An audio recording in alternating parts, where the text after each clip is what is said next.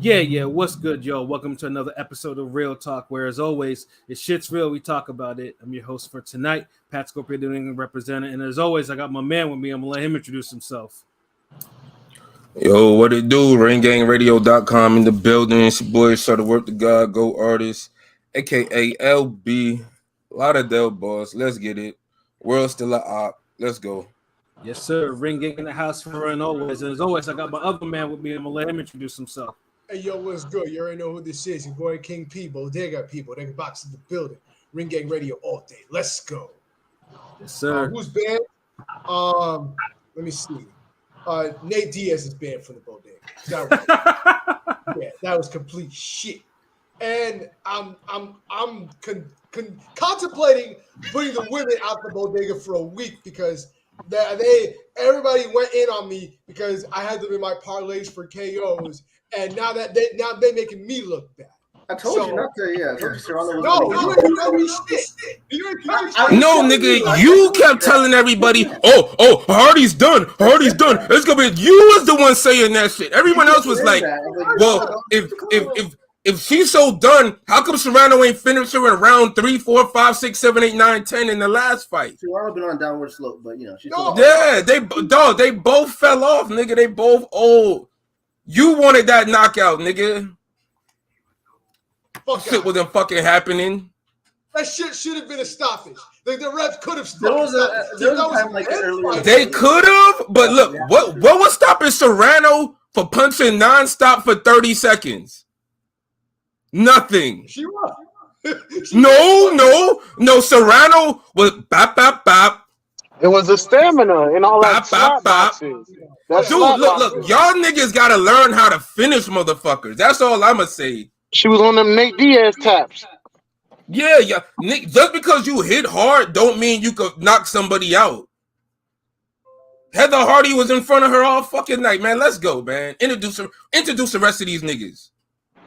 Yeah.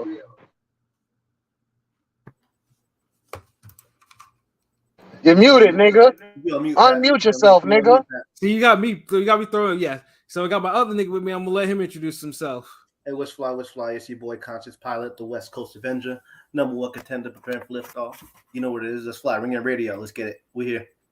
Yes, sir. And last but certainly not least, I got my other man with me. I'm gonna let him introduce himself.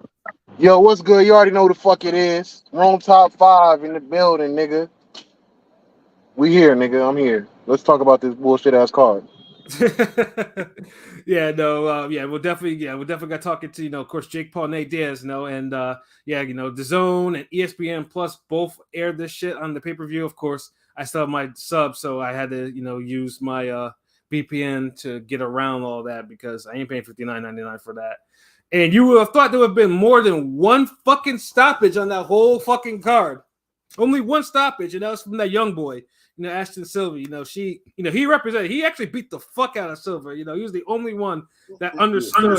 That body shot was crazy. I'm sold on Silva. I'm definitely sold on Silva. I feel like him and Schofield might be that fight to make down the line. He the most impressive, young nigga I've seen in a minute, man. Yeah, because that guy only got stopped by Teofimo and yes, Barboza, but it's still for 19 years old, knocking out some dude only Teofimo and Barboza did this. But it's the way he did it. He out-juried that nigga. That nigga was barrel rolling over damn body shots. That was you don't see that type of reaction every day off of no body shot. Yeah, no, that he and that's a 19-year-old too. That was a real mature veteran like poise and performance that he actually got. So I was like, nigga punch like he 29. Right. Because usually them niggas that young, they don't got their man strength yet. So it's like this dude. Man, that nigga got old man strength. The fuck out of that. He's nice with it. I think he got some. He's a true talent. Legit. Yeah, I would say Jake definitely got something with that one. He got that. That's actually probably that's as long as Jake doesn't kind of fuck up in the boxing world, that young dude will probably be a champion one day, at some point. You know what I'm saying? Now for the other fights, now as we talked about before, with Hardy and Serrano, I'm sorry, but I didn't think I'd see a more sustained beating this whole fucking year. Outside of Crawford and Spence. But this shit was worse than that. This one, within 30 seconds, you could tell Hardy didn't belong in that fucking ring anymore. The left hands to the body.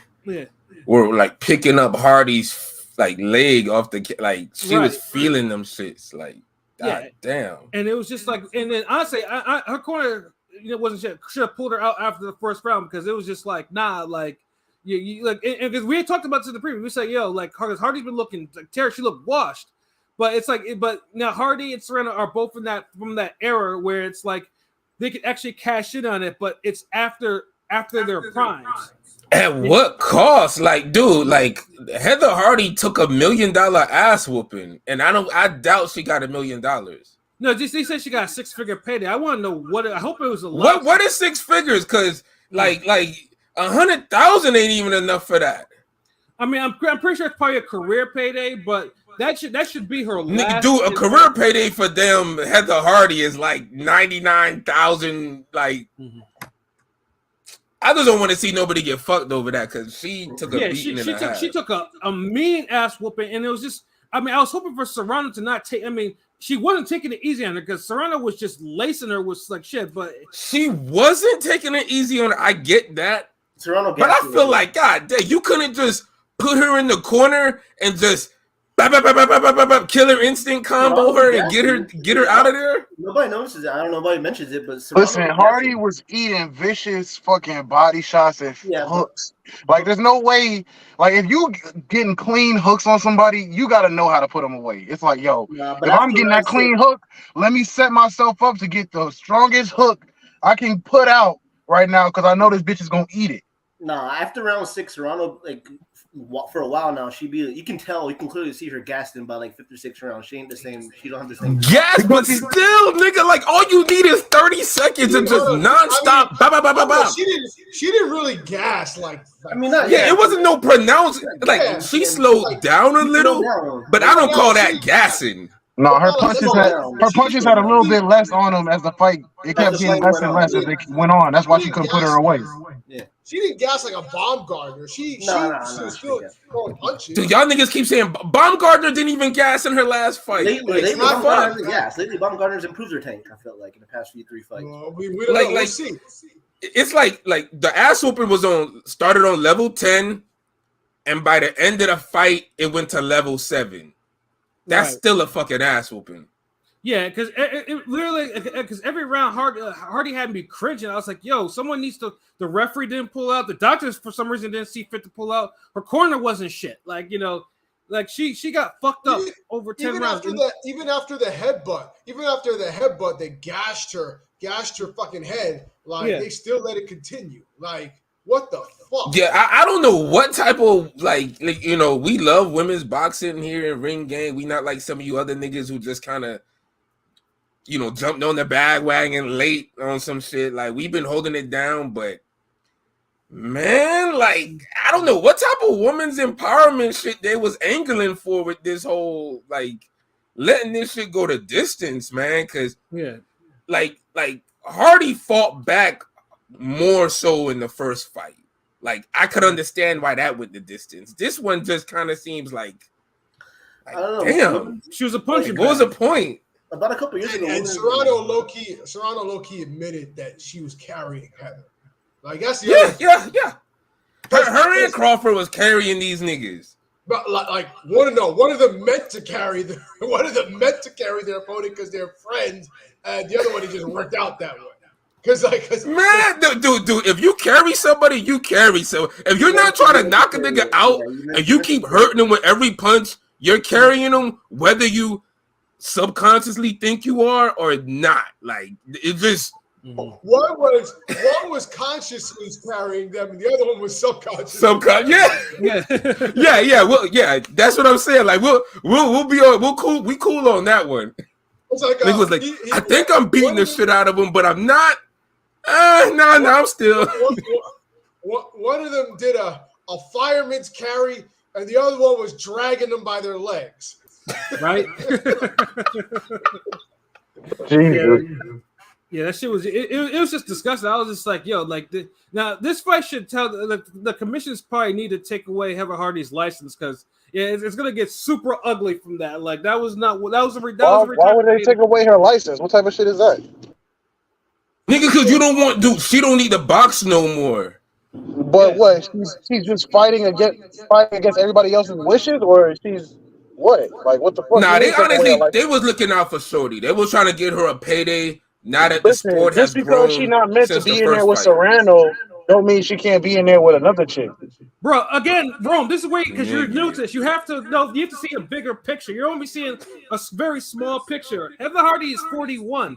She's from a different era of women's boxing. She's just now being able to try to Dude, she won't be able to take no young girl punches who. Did you see the way she looked after that See, fight? listen, she could be the test for the young and upcomers like Benito Donaire. No. You want niggas to die. Yeah, she needs to retire, bro. She left that fight looking like fucking Rocky Dennis. I don't want to see her. She was looking like the fucking Toxic Avenger and shit. Like, nah, she was Like, fucked up. what was that movie Mask back in the 80s? That was Cheryl. The Mask, yeah. Rocky Dennis, nigga. Classic, Yeah, though Heather Hardy, yeah, because like ain't no way a 41-year-old needs to be taking that type of punishment. Like, she took a lot of punishment, a boatload of punishment. So like, hopefully Lou DiBella or whoever, like, that's a promoter. Like, it's like, nah, like she don't need, like, she needs to transition to something else. Yeah, she can. I mean, she can do something in the back, behind the scenes. I feel like she's enough of a boxer, but she's she can still be an ambassador to sport without fighting. Like, I know she old school. She put it down, been holding it y'all down. Y'all niggas making it seem like she's a punching bag or something. Did you watch? What did you see last night? Did you watch her last night? What are you talking about? I mean, she looked like she couldn't let her hands go. That's what it looked like. Cause she kept getting hit, nigga. It's like she'll get hit with a 1-2 and then throw 3 punches that miss and get hit with another 1-2. No, but like this isn't just against Serrano. She looked like shit in her last fucking 3 fights. Like all her last 3 looked terrible. She the only reason she got this fight was because Serrano was coming off an injury and wanted to tune up and wanted to give her friend a payday. That's it. Yeah. And this has to be the payday because I mean, I'm gonna say like this. Spread love is the Brooklyn now that she way. got paid, she's done for. I mean, she's not getting no paydays like this anymore. So if she gonna get her ass whipped for pennies going forward. Yeah. There's no big fight for her, like, unless someone wants to really like fuck her up. Like that's not. How do y'all think Bomb does against Serrano? Well, the fight that they didn't want to talk about. Hell no. To be honest, I'm honestly kind of still a little torn because I feel like honestly, style for style, Serrano's style is a horrible matchup for Baumgartner. All wrong, but this is not prime Serrano. So Hold on, why you say that? Explain for the casuals. Because Serrano is pressure. She brings out pressure, and like Baumgartner isn't the best when it comes to dealing with a pressure fighter, especially the caliber of Serrano. Like if this was the prime Serrano, she would gas her out. Like she would be gassed out by the. A year and a half ago, I'd agree. But right now, I think Baumgartner has become better when she's moving forward. Like, and Serrano, if she can push Serrano back, yeah, she's gonna win the fight. But if Serrano is pressing her forward and having her on the back foot, unless she catches her with like something clean coming back, like a counter left, she's not gonna be able to handle with Serrano and her output and that pressure. So, but like I said, Serrano's slowed down, so she could be caught more. She's more hittable now. So I can see her getting caught with something big from Serrano, from Baumgartner. But that's what I'm saying. I think now that's still a winnable fight.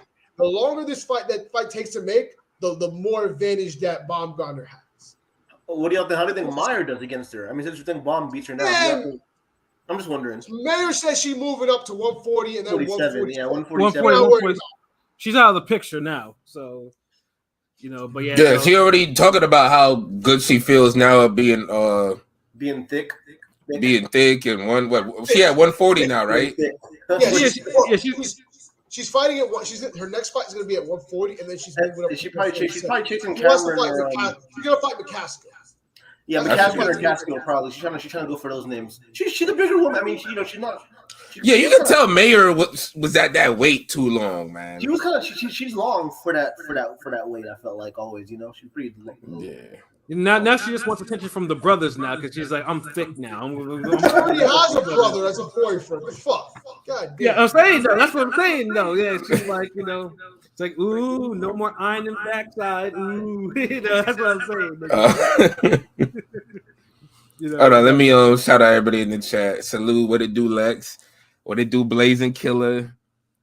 Dante Jones, what it do?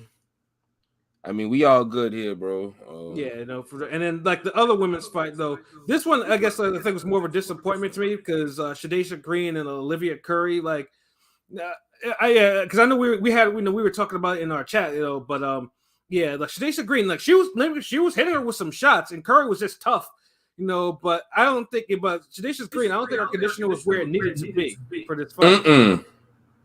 Yeah, not at all. Now go ahead and cook first though. I know I got bars, so she was moving forward, and on top of that, she's like, it seemed like she was throwing like one or two punches at a time, no real combinations. I mean, anything like that, and she was just like, and she was letting Shorty eat the shots, and she was coming back and like sometimes outboxing her for most of the rounds. Like it was getting to be to the point where it's like, God damn, you about to, that she might give this fight away just on activity alone. And like I said, Shadesha Green, like we've seen a fight, she does have power, but it looks like it could just be she was out of shape, and then she fought someone who just simply had a good enough chin to take the punching. But that was like one of those fights that's like, damn, that shit really went 10? Really? Like what the fuck? Like, and I was disappointed like overall with that performance. That one I was expecting a brutal knockout in that one. I don't know. What about you fellas? Curry was tough. Like just like Hardy, those were tailor made, just like how the Silva fight was to get knockouts on these women, Right. Both of them, I don't know. I mean, I guess their chins held up. They showed they were tougher than the odds probably made it seem like, right? And that's Curry was throwing back. Curry won some rounds in that fight, bro. I don't know. I walked out during the scores. Were the scores pretty wide? I heard it was like 190, right?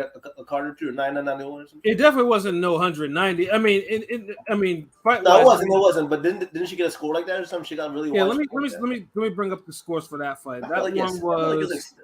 You could give Curry maybe 2 to 3 rounds. I felt like, maybe 3 if you're being generous.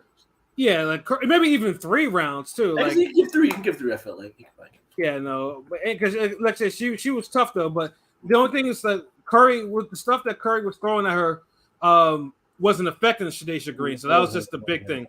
There was a couple shots that were like okay, but nothing affected her like that. Yeah. The judges had it real wide. Like one had it 190. 189 and 99, 91. I don't think it was even a knockout. So why 189? Oh, when she hurt her in that one round, I think it was the 6 or 7 when she kind of hurt her. Yeah, but she didn't go down. Yo, how do y'all really feel about these 10 rounders? Like, do you think it's enough? I feel like they need a full 3 minutes. Listen, I don't mind 10 I don't rounds. like it. The 2 minutes is worse. Honestly, 2 minutes is worse. Yeah, 2 minutes is definitely worse. I feel like. Yeah, they need to extend because the women can fight 3-minute rounds. Like I don't know what the shit is with 2-minute rounds. Nah, give them 2 rounds first, yo. Give them these bras need to be fighting 12 rounds, yo. If it's 2 minutes, come on, man. I mean, first of all, this should be fighting 3-minute 12 rounds, nigga. Like, really, just go all out. Even UFC. I know we had a Twitter poll about this, like I think a year ago. It was pretty 50-50, right? I think it was. It was close. It was either close. If you could have what first, the 3-minute rounds or 12 rounds first. I was pretty close. It was a 60-40 either way or close. Yeah, I remember. I was like, it's good. But I feel like because they ain't coming in no damn Esparza and Estrada shape because they did it 3 minutes, no problem. I found that poll we were talking about. Which does women's boxing need? Which does women's boxing need more 12 rounds or 3-minute rounds? 65% said 3-minute rounds is what we need. Yeah, I like 3-minute rounds. Probably so. Yeah, give them a chance to get knocked out. After 2 minutes, they get a chance to recover too quickly. The rounds go by too quick. Nah, man, look, dude, it ain't. It don't really give a chance for the judges to score a round. 2 minutes is not enough for like a feel out. That's why it takes so long for them to knock a bitch out because you gotta feel them out. But that's why you get faster paced fights though too. But 3 minutes is enough for a feel out. After the first round, they should be like, all right, I'm about to get him out of there, or all right, this is finna go the distance type shit. You should know. But 2 Man, I minutes ain't is gonna too lie, much. dog. Like, Listen, I'm tired of these niggas having 3 and 4 rounds for fill out rounds. Listen, Nigga, your job is to box. Start that motherfucker in the first goddamn round. People used to always get on football players conditioning when I was in basketball because they was like, yo, y'all niggas play for like 10 seconds and then y'all get a 45-second break for like 12 plays and then you go on the sideline. So they would always talk shit, but that's real. Basketball is nonstop running, nonstop. You don't get no breaks until they call a timeout. Like, that was a real thing, but 2-minute rounds is too much of a break, yo. It's too much of a break. Nah, because it's a thing. Like, Because you can easily control the you time can't in 2 compare minutes. the 2 minutes of mental pressure to basketball mental pressure in boxing, bro. It's night and day, nigga. Sports is sports, nigga. Nah, like you can't dude. Look, if you could punch and you know how to finish people, look, street fight niggas get knocked down in street fights and they ain't taking goddamn 2 minutes and 3 minutes. Dude, look, what I saw in the fight is this: Sedacia Green could hit hard, but if somebody gives her resistance, she struggles because her boxing ability ain't up there like that, and her conditioning ain't up there like that. Clarissa Shields was right in that tweet in saying that was a low-tier performance, because honestly, it was. Olivia Curry was right in front of her in her wheelhouse, barely moving her head, maybe moved her head every fourth shot. Giving her open looks. Giving her open looks, but she still had a consistent jab. She was throwing the right hand, left hook, right, and she was landing uppercuts on Green.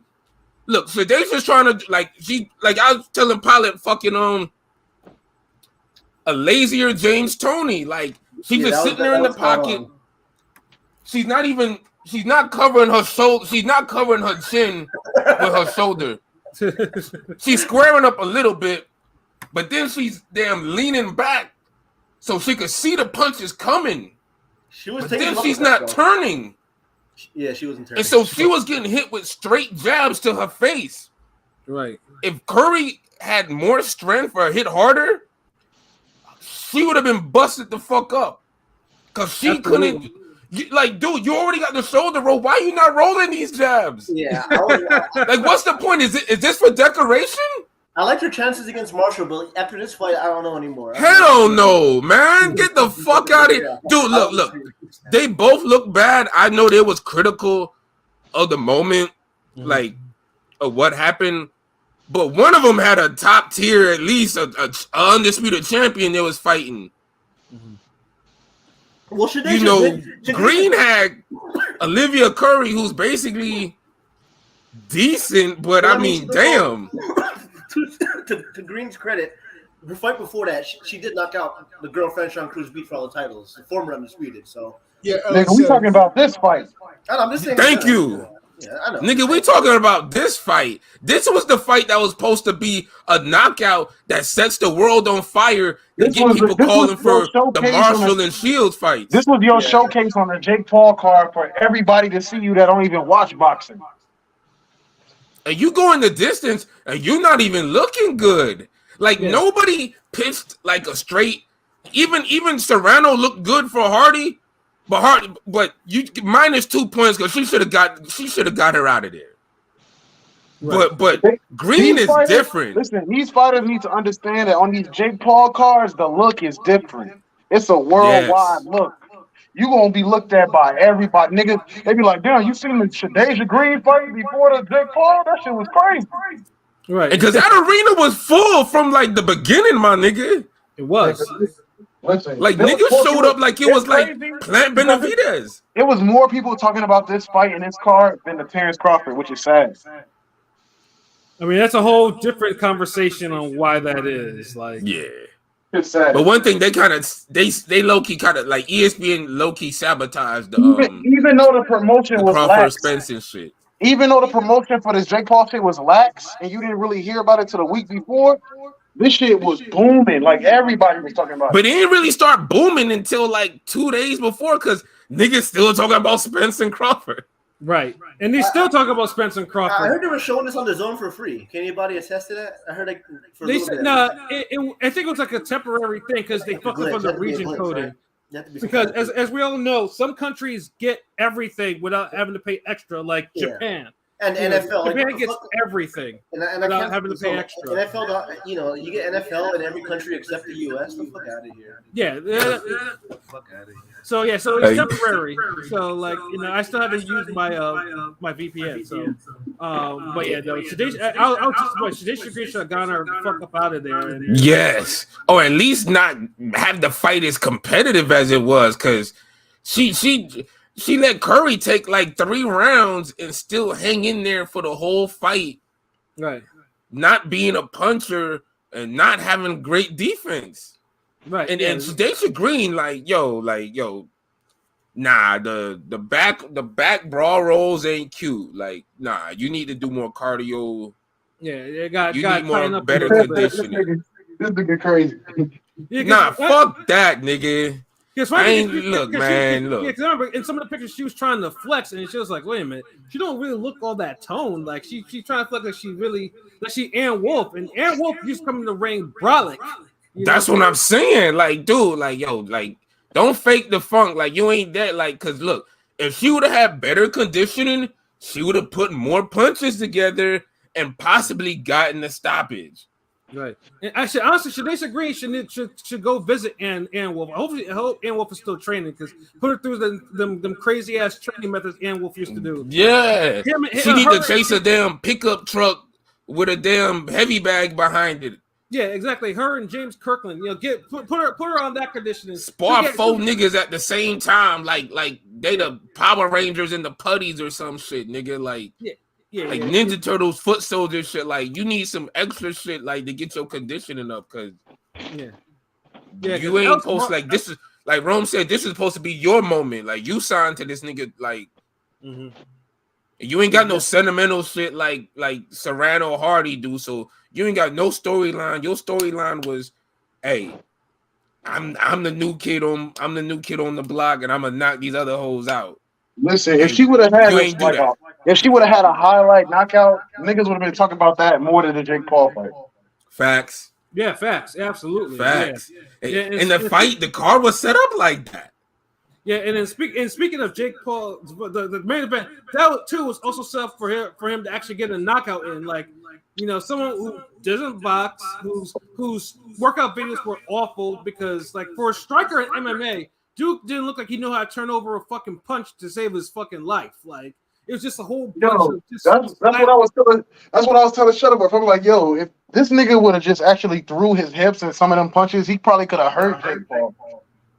He actually did in some of the rounds. He actually threw uppercuts. There was like 2 rounds. Uppercuts were soft as fuck, but they were landing. But see, that's the thing. You don't have to throw like a mean uppercut to really buzz somebody. On a nigga's chin, it's enough to rattle his seat. Like, you don't have to hit an uppercut that hard to fuck a nigga up. Right. As long as it's clean. But honestly, I mean, I actually thought Jake would have gotten, because in the first round, dude. He was getting punched around. I was like, okay, they're gonna stop this shit. Like, Jake was beating his ass. Like, honestly, if Jake could have kept that up for like the first 3 rounds, they would have had to stop. They would have had to stop. Yeah. The first round was lit. I mean, like, I was like, okay, but it was actually. I mean, I know people are complaining about it. I actually thought the fight was pretty decent. I mean, if you take it for what it is, it's not. It's not that's the thing, though. It was decent. Yeah. That's the thing, though. Because the early Jake Paul fights, no one wants to see Jake Paul go the distance unless it's a really hard fight. I think Silva's probably the only fight where it was acceptable for him to go distance. If Jake could have properly put his punches together in the first round, he would have got him out of there. He would have easily knocked him out. But damn, like, if he would have just did the same thing in the next couple rounds, like, these niggas ain't got the conditioning. Right, and that's the problem. And then because Jake Paul is like, once you get him past 4 or 5 rounds, he starts struggling. And then Nate Diaz was just like, he was killing me, because dude was playing to the crowd like he was a fucking wrestler, and he was going in there. That shit was funny. That nigga was drunk out there. I'm telling you. Diaz definitely punch drunk, but he definitely. I watched the UFC fights. He does that. He does it a lot. He always walks away like that, and it's like. Yeah, that's his thing. Like, if you seen him, he does that shit. Like, that whole nonchalant. He'd be like lulling people to sleep. It's like, is he fighting me? And then the nigga just hits you. And he's like, oh fuck. No stock and slap though. But see, the thing is, that shit looks cool in MMA, but that whole I'm the tough, edgy white guy. Yeah, it ain't flying. Shit. Wait, who was that? That shit don't work in boxing. Like, we don't like. Hold on, was that Pilot that says he's part of the black community? No. I said he wants to like. Remember that Paul Mooney? Everybody wants to be a nigga, but nobody wants to be a nigga. Yeah, like he does try to damn come off like he's some edgy. Like, I mean, like, dude, like smoking weed, smoking the weed during the press con, For UFC people eat that shit up, but boxing, like, we so. It's like our fuckery is so authentic. And it's like real street niggas that box. It's real characters that fucking box. So it's like no one you can't even believe the shit he's doing. It's like I mean, I will say that though, the check hook that Jake landed on dude when he was fucking around was nice. That was nice because he was almost out of there. Diaz was almost out of there. How he wasn't finished after that though is beyond me though. But I think after that, Jake Paul never put. Nate Diaz is taking some crazy beatings. I don't know if y'all watched him in UFC, but he's taking some. We know. We know. I mean, nigga, we all picked him to stop Diaz. Like, look, listen, this nigga just loves getting beat the fuck up. I don't know why. It's like the more niggas getting off on him, pause, he just loves it. He starts bleeding, he's like, yes, finally. Like, the nigga's retarded. Yeah, it was just ridiculous because, like I said, because even up to the last round, I will say this though: the fact that he went 10 rounds in his first fight, 3-minute rounds like that is impressive because because that usually they don't, most of them just be like dead. But he wasn't even out there boxing. He was out there. He was getting his ass. Like that shit wasn't impressive. Like he was literally walking around just slapping a nigga. Like I would last 10 rounds doing that shit too. The one thing I'll always give Diaz credit though, I knew he wasn't gonna get knocked out that bad or cold. I thought maybe it would be a ref stoppage because he got balls. I mean, Paul, he definitely had that dog in him. In terms of UFC. I mean, that's more Jake Paul limitations than anything. That too. Because Jake Paul hit him a few times. Like besides the knockdown, there was a few times he felt like he hurt him bad, but he never. Yeah. The first round. The knockdown and every other round. You know what's crazy? I was talking to a few casuals, right? These niggas don't even know that Jake Paul lost his last fight. Damn. I told him, I'm like, yo, why y'all care? This nigga just lost. They're like, he did? To like a real boxer, like to who? To Tyson Fury's little brother. And then I say Tommy Fury, they act like, oh, I don't know who that is. Yeah. I mean, it helped that fight was on the other side of the world. But he beat Anderson Silva and knocked out Tyron Woodley. It's like, damn, you can't say shit to that. Yeah, but the funny thing is though, like I mentioned before, the biggest thing about his appeal is knocking some of these MMA fighters out. He hasn't done it in a little bit, so it's like no one wants to see him in box these niggas, like unless he's going like all out in some type of war. And he has the conditioning to really make it like a tough man slugfest. Like, okay, but you know what it is? He's only throwing like maybe 30 punches around. Listen, Jake Paul is doing this on purpose because he wants niggas to be like, okay, you won, but that wasn't a tough. You already planning his next fight right now without even thinking about it. We already giving this nigga a check before he even count this money he just got. Yeah, he's always planning his next fight. I mean, he has his formula. It's like, who's next? Nigga gonna fight Conor McGregor next. That shit is gonna sell records. I mean, if he does fight Conor McGregor, yeah, I mean that shit will sell because because like I said, because MMA fans love this type of shit. Niggas will give Conor a chance because they're like, oh, he boxed Floyd, he can definitely box with Jake. Yeah. Do y'all think this will surpass Spence Bud pay-per-view buys? I hope not. What's that? I don't think so. How much did Spence Bud sell? I didn't see $650. I thought it was $700. We don't know yet. Wow. I don't know yet. I keep hearing $650 though. They're saying that's trash. They're saying, but that's pretty good. Who's that coming from? That said that because I don't know, like if it's a. That's trash. I think Raphael said it to somebody. I thought it was Raphael, but it could be someone else. Raphael like, did. so many niggas be retweeting shit. So it's less than Tank Garcia. As long as they might. Hell yeah. Well, hold, to be fair, it's gonna be it's probably sold less pay-per-views, but the live numbers at the gate were similar. Nah, I thought 700. I just thought maybe the week of, maybe I got crazy and thought maybe confirm with a mill because the buzz, but it's not a bad. No, the gate numbers are right there with Tank Ryan. Oh yeah, right there, yeah. Yo, But then remember, ESPN wasn't promoting the fight either, though. Nigga, if that shit only sold 600, the rematch is selling 3. There's no point. I hope there's no rematch, obviously, but for me, Spence is exercising it, so. I don't mind, man. The dude want the rematch. Let him have a fucking rematch. It expires 2023, so you don't. Spence ain't fighting in 4 months. It takes him a year to heal. I'm just saying. But then, like I said, because Diaz and Jake Paul is always going to appeal to a different segment of boxing fans or MMA fans or combat fans overall. Because it's not he stacked the card in Jake Paul standards. Like that was 6 fights. It just like theater the unexpected because at least 3 of those fights out of 6 needed to be a knockout. And there was that opening fight was kind of fire. I wasn't really paying full attention, but because I was watching SummerSlam. But that first fight in the opener did look kind of was pretty lit though. No, it was. And truthfully, you always need a fight like that to sell out the pay-per-view. But no one had expectations for the opener. We had expectations for his main. Yeah, niggas still getting their food, sitting down. I think next. I don't know if Jake Paul will continue box, but I think put Silva in the co-main. Keep leveling them up. I mean, that would be smart. That would be the smart thing he does as a promoter because it's like, he keep the young boy busy. But I think Jake Paul. Yeah, I don't know about the co-main, but at least keep him on the cards. Yeah, no, but like Jake Paul, Jake Paul needs to start scoring knockouts because that's his whole appeal. Like if you can't get rid of these MMA fighters, these boxing with them. No, bro, the co-main. Because look at the co-main last night. That was the worst fucking fight. Why was that the co-main? Yeah, the co-main was Randall Hardy. It was a UFC guy, right? Against a journeyman? Nah, nigga. That wasn't the co-main. That wasn't the co-main, bro. Scroll up. The one before the co-main, I'm just saying. That one. That was a bathroom break, nigga.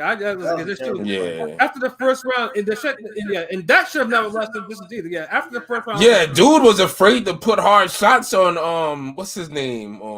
Was Stevens? Yeah, it was Stevens. Yeah. Yeah, like I'm like, dude, like he's here, like to get hit, like fucking like put your foot in his ass, like it's just all that slapping and shit, man. Yeah. They just got boxer movements. They're not like real boxers. Yeah, like that shit was cosplay ass niggas. Yeah, that shit was. Yeah, I was just like, let me go take a bathroom break. Let me take a smoke break. And I'll just glance at the TV here. But I was just like, I tuned the fuck up from that fight completely because it was so bad. But that fight just felt like it was just it didn't belong on the card. Sure the fuck didn't. you basically had a nigga who was damn 3-1 against somebody who was 0-1. Right, exactly. Having a prime middle spot on a fucking marathon pay-per-view card. Like, what the fuck was y'all smoking? Right. So yeah, I mean, in terms of Jake Paul cards, like I mean, it was stacked, yeah, but like I said, it wasn't one of those cards where it's just like, goddamn, like it could have furthered, like with the exception of Sylvia, of course, it was the only one that kind of furthered his momentum. Everyone else kind of looked stagnant. Yeah. Or mid, like Green didn't set the world on fire that she was supposed to. So I don't know, like. I can't call Marshall a Marshall fight 50-50 no more. Right. She got hit with too many straight punches. And if you're susceptible to straight punches, then Marshall will eat you alive. Right. So I mean, but like I said, though, watch this shit again. Now it's like, hey, it sold like 800, 900, maybe, and I'm just like, well, that's what the fuck it does. Like, it's different. Yes, Deontay Jones. I did watch SummerSlam. It was mid. It was all right. No, the main event was so fucking predictable. Sorry, I was like, come on. I had to watch I had to watch 2 mid events at once. Yeah, both were wrong. Both were wrong at the same time. I was watching both too. Like, yeah, no, it was damn 2 mid events at the same time. That's crazy. Yeah, I still haven't gotten used to. I still haven't gotten used. Well, I have to mute. I'm gonna mute your mic up because again the echo. I was getting yeah, I had to mute before a little bit, but yeah, SummerSlam was just like on Saturday. It's like yeah, that's just too much. I'll eventually catch. I'll catch SummerSlam during the middle of the week at least. But I was just like yeah, there's even with Jake Paul, I couldn't watching a big wrestling pay-per-view like that on a Saturday. I can't do that. I can't. Yeah. It has to be on a Sunday or else I'm watching in the middle of the week though. But yeah, that Jake Paul. Yeah, that Jake Paul pay-per-view, like, hopefully they. I mean, I just hope they take it. They both realize, like, yo, like we need to get knockouts on here because literally that's all it is. Like knockouts and stuff like that is what fuels his promotion because because Jake Paul has the ability to combine like providers like the DAZN and ESPN and stuff like he can fight on any platform. He can do all that, but he has to make sure that his in-ring product adds up because if not, then. Yeah, eventually, when more real boxing, like like Crawford Spence or Monster Fulton or shit like that, comes up, like it's gonna, niggas are not gonna pay attention to that no more. I'm not gonna lie. After the Jake Paul loss, I thought he was done for. I thought nobody would care about the next fight, but the nigga made niggas care. So I don't think we could count this nigga out until he gets the fight that niggas be like, man, get out of here. Yeah, because the Tommy Fury fight was too competitive to write Paul off. That's why. If he's still getting the promotion from the zone and shit, nobody's gonna stop that. He got the people. The people are behind him. Yeah, it don't matter who he fights. Yeah, and that's his gift too, because the providers will bend over for him. Pause, like they're like, hey, we'll give you all the promotion you want. Like imagine Jake Paul would have to get knocked out for that whole train to stop. He literally can get anybody that's a retired fighter to do some shit with him, and it'll be like, okay, AB, I know you kind of hurt. Come fight me real quick, nigga. I'll pay you. This will be your last fight, type shit. Get AB to fight him, right? He can get anybody that's retired to come in and be like, yo, nigga, I'm kind of fucking up on my bills right now. You trying to help a nigga out? Yeah, nigga, good. Let's go. Yeah, and that's the thing that it kills me about. That's how he can get everyone in the ring like that because it's just like, yeah, no, I got the money, like, hey, let's do this, like, you need this, you need this bread, and of course, it's his way of sticking it to Dana even more because Dana doesn't pay these fighters shit, so it's like, yeah, fucking comes out. Wait, so he got a beef with Dana White? Well, Jake has because Jake thinks he doesn't pay his fighters and shit like that.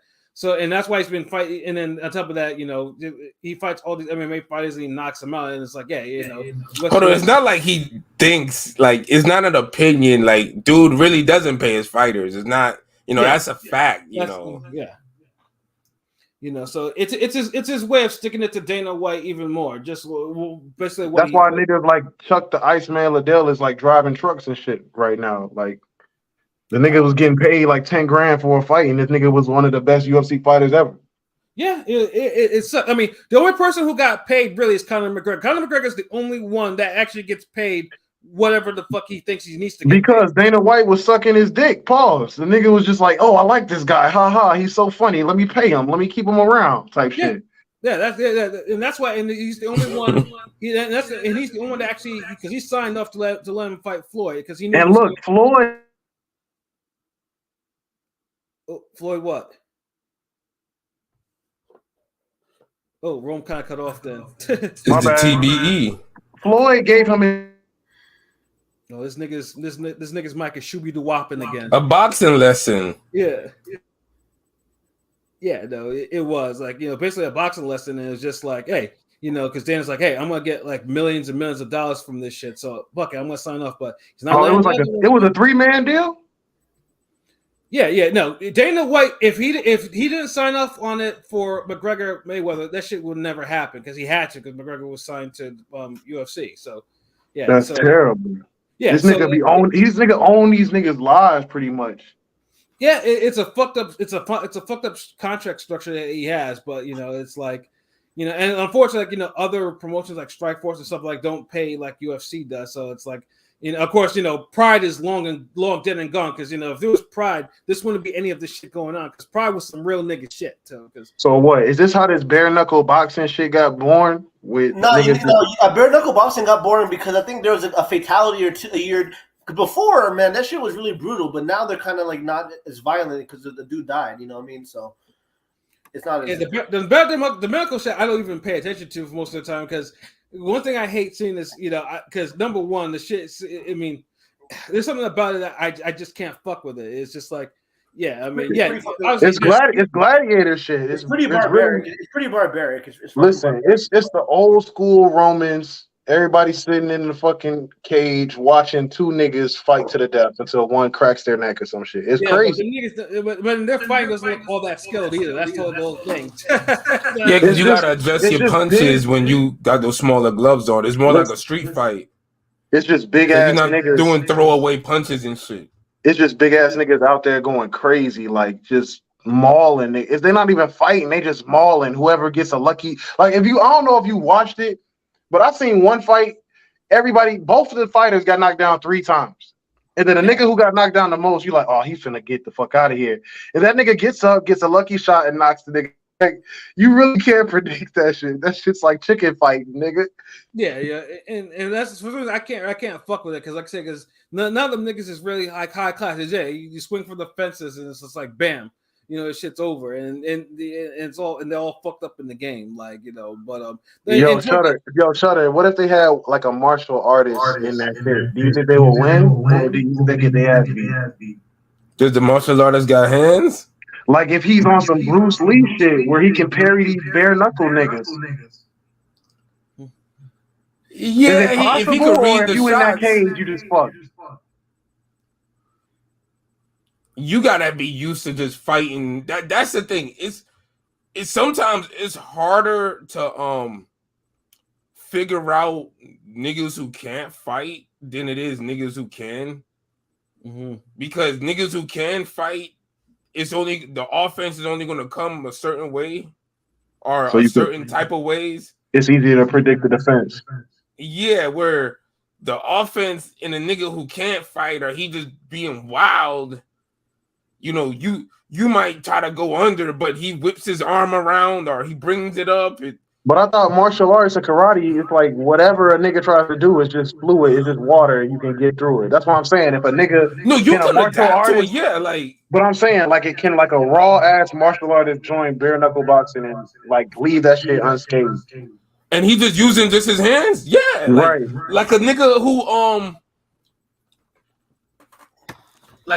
doing like maybe if he could adapt some Wing Chun with boxing.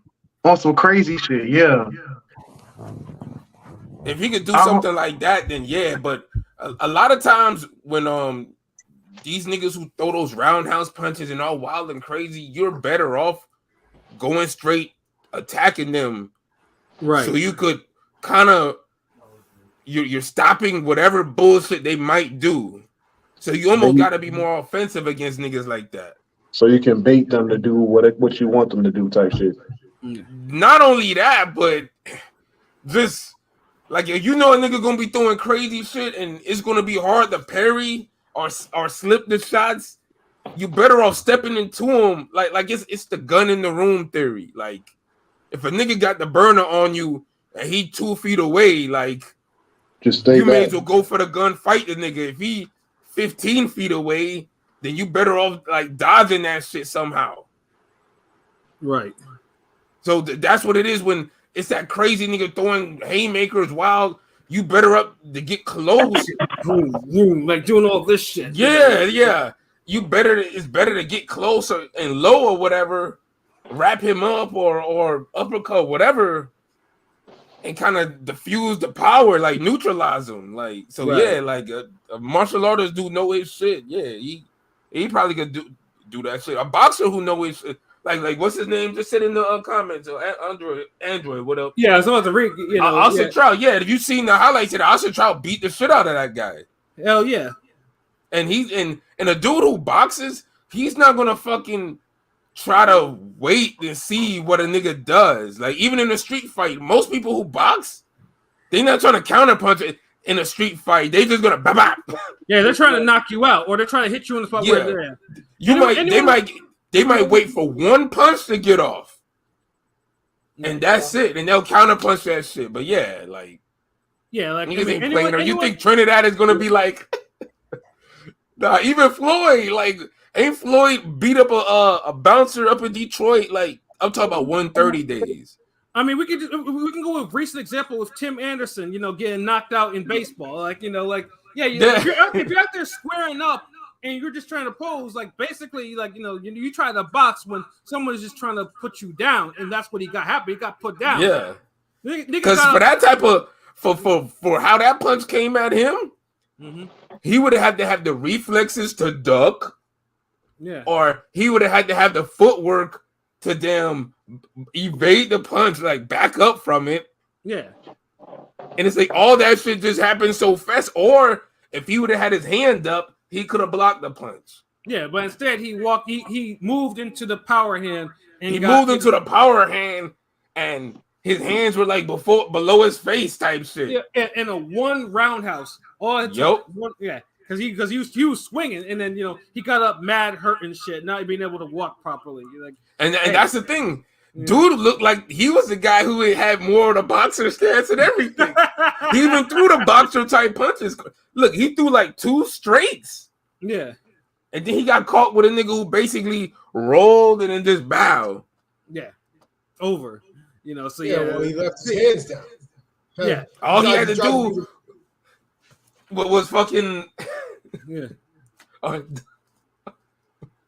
keep your hands up. Keep your hands to your fucking face, not all the way down here. Like, because he was trying to look cool, and he learned that day. Yeah, he threw them shits and was like, "Yeah, I look good." Then pop, like, nigga. Oh, but that shit was fucking hilarious. But yeah, the Jake Paul card, like, I just hope the next shout out to Dominican boxing. Yeah, I mean baseball.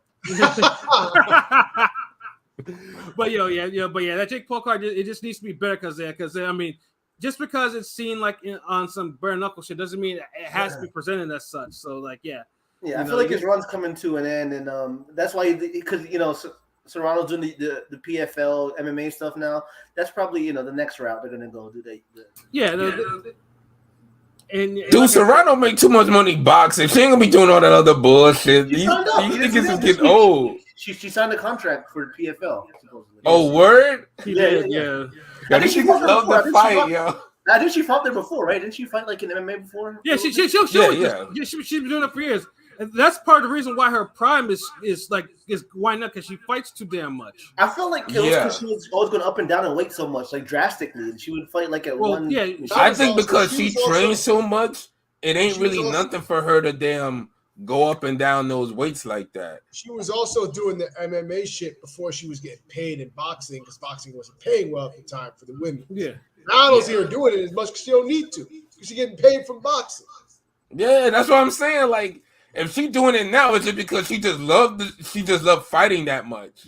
Yeah, that's pretty much what it is. Like, she just loves to do what she loves to do, and it's admirable. But it's eventually like the body can't take more of keep on doing that all the time. Like, especially with how long she's been doing this. So, but yes, need some hobbies. Yeah, exactly. But I'll just be honest with you. Like, need some hobbies. Yeah, like, no, exactly. Like, she could do much more than fight. Like, like even her Instagram and shit like that. It's like, it's like, shorty, like, read a book or something. Tell us about a book that you read. I laugh, but it's true though, man. Because you ain't like.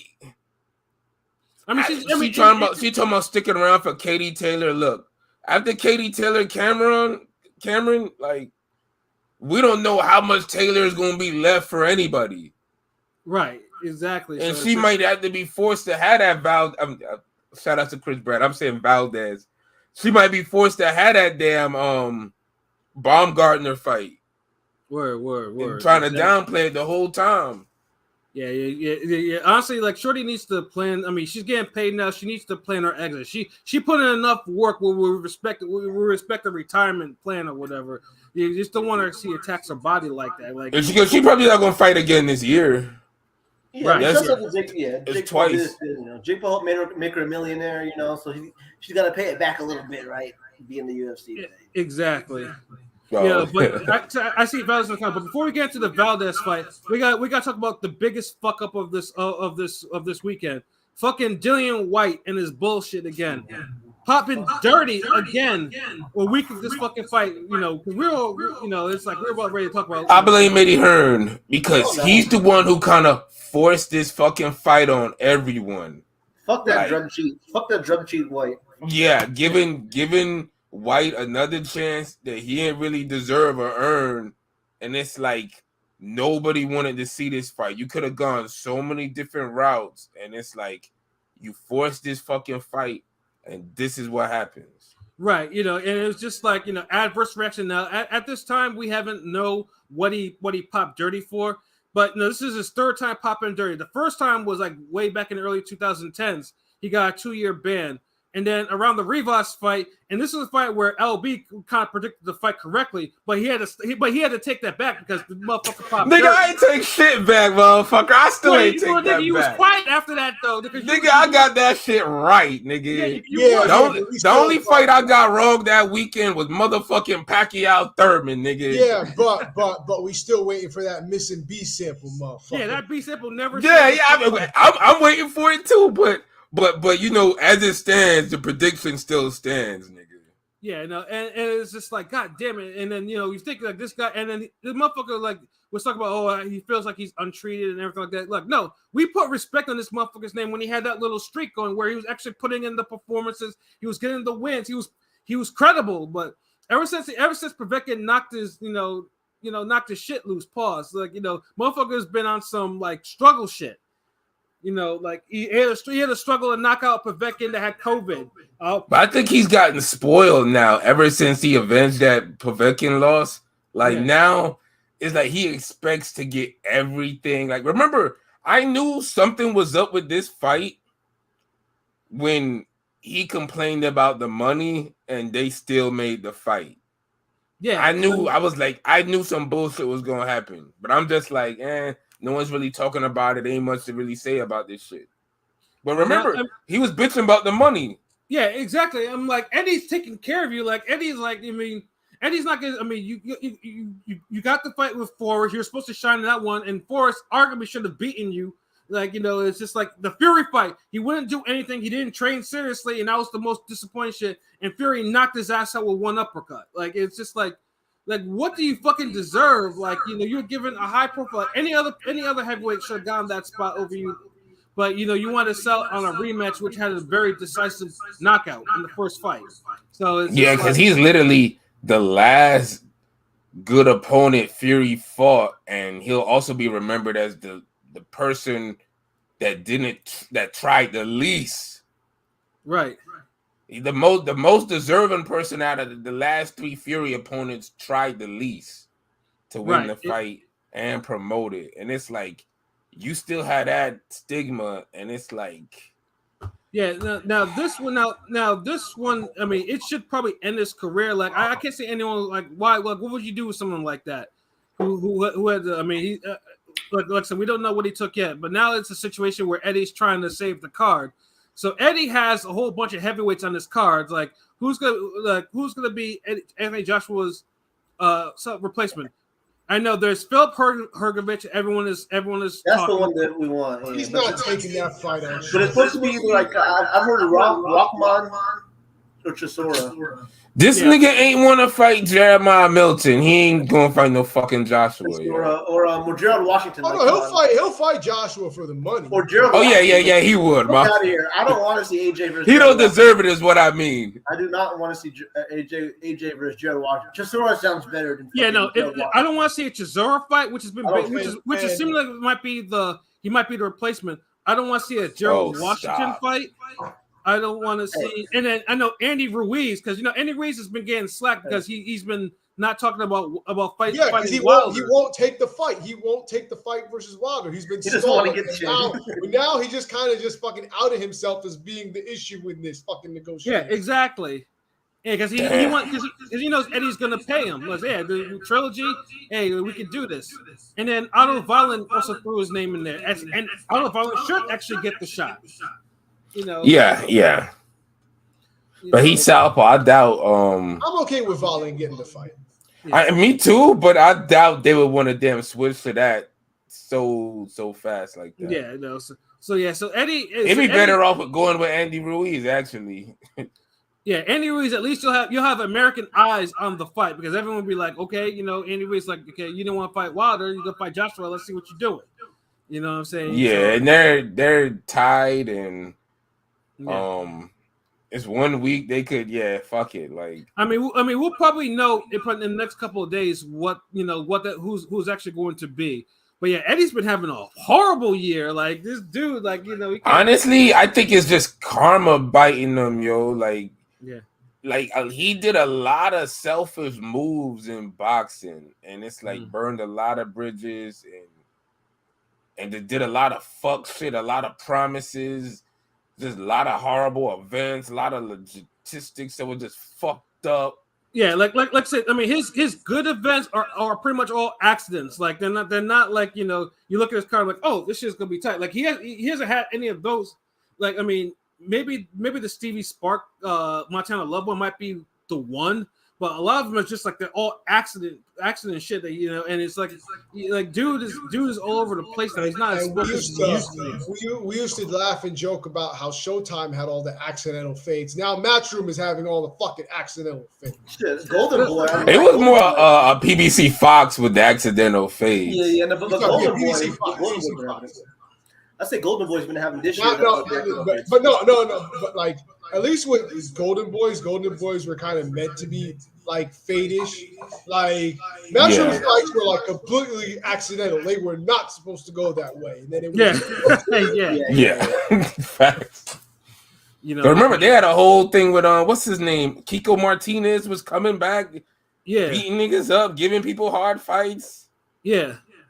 Yeah, so it's just like Eddie. The last thing, because Eddie, the last thing Eddie needs is Anthony Joshua to take another unexpected L, because it's just like all of this and Joshua's taking L's, and the most times he can't. He didn't do right by a lot of American boxers. I will say this though, I kind of like how Joshua's kind of humbled himself, and he's really like from everything I'm hearing, he's really doing well with Derek James, and they're really doing well together. So. I mean, that's the only that's why I'm hoping that they can actually find, because I want to see what he's actually been doing, because the Franklin fight was a disappointment to me because he didn't look like he wasn't a focused fight for him.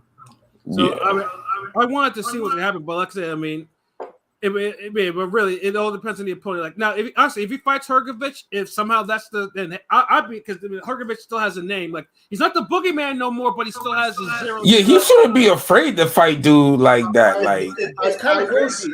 It's kind of crazy. I will say this, Pat, and I'll just say this from things that I've heard on the inside. Like we might see Joshua going back to mean streak fucking AJ and not trying to be pretty boy AJ, like being a Floyd type heavyweight. Nah, motherfucker, get these guys out of here. I gotta see it. It sounds nice. It sounds nice, but I gotta see it to believe it. Yeah, like facts. Yeah, facts though. So, but yeah, no, it was just like, but then Dillian Whyte was supposed to be that punching bag, at least, now it's like. Yeah, because I know they should have never tried to reuse that punching bag, like, right. And that's why I blame fucking Eddie Hearn for this. Like, he keep trying to like give a life raft out to damn Dillian Whyte, and it's like Dillian Whyte is done, bro. It's called rematch room for a reason, you know what I mean? Yeah, like this was, and it's like this a rematch room that we didn't need. Right, it didn't need. Joshua didn't need it. So like come on. I mean obviously, if this fight doesn't go through, then then the card might get canceled, and then we're gonna wait to see if Joshua Wilder pops off in December, January in Saudi Arabia. What I mean? Yeah. So it's like I don't care. We missed it as Apex, and the Saudi Arabia shit was a little cheap to me. I mean, I'm still gonna watch it and love that fight, but of course, I mean, heavyweight. It's just weird that a fight that Americans and Britons both wanted, neither one gets the home for it, and it's some random fucking place. Right. I don't know. I be feeling a way about certain shit like that. Yeah. Facts. Yeah, it's that's like it's 2003 and prime and past his prime. Naseem Hamed makes a comeback, and he don't fight in London or Madison Square. He fights in fucking Tokyo, nigga. Tokyo, Japan. Right. Or Macau, like Toprak used to be doing. Yeah, just some random, like, oh shit, like really, like. Yeah, but it like I said, it's disappointing though. But hey, like I said, we'll keep as well as we'll keep our eyes and ears on it and see what happens and see what Dylan White pop for this time. If he tried to be on some big baby Miller shit, But at least we have two other cards. And I know probably the best fight of the weekend, of course, is from Top Rank. We got Emmanuel Navarrete and Oscar Valdez. For some reason, Top Rank hasn't been really marketing that fight all that damn much. I don't know about y'all. They've been. It just kind of happened on us, really. Yeah. I mean, we knew about it, and they're the segment. This is to me. I'll just give you for me. This kind of feels like a little bit of what happened with the Stanionis Virgil, but to a smaller degree, where we should have gotten this fight, but because it got pushed back so many times, it's just like at this point, it's like okay, whatever. I don't know. I wasn't excited now as I was when the fight was originally supposed to happen. And neither guy looked great going into this fight either. Yeah, that's true. I mean, they both struggled. Valdez, was struggling to put away Adam Lopez and, had a little rough moments. And Navarrete almost got knocked out in the Fight of the Year candidate earlier this year. So against that guy, what the fuck was his name? Owen Wilson? I don't remember what the fuck his name is. All I know, he was Australian and he was hitting them with Crocodile Dundee combos and shit. Right. So and then Navarrete obviously he has his title and everything like that. So it's but like I said, I mean two mixes, and then they've both been saying that they're expecting to be a war, and of course you want them to talk that shit to each other, but it depends though. Are they gonna be peak? I mean, are they gonna really beat the shit out of each other, or is it gonna be shockingly one-sided? What do you guys think? I think Navarrete is going to beat the shit out of Valdez. I'll be completely honest, being serious. I don't fuck with Valdez, but I really believe that Navarrete is going to beat the shit out of him. Just like Burchell did? No, not like Burchell. No, nothing like Burchell. Navarrete is going to put his foot in his ass. But I ain't going to lie, Navarrete, I've always looked at Navarrete as being much better than Burchell, though. Yes. Yeah. I think that awkward style is good because people are like, well,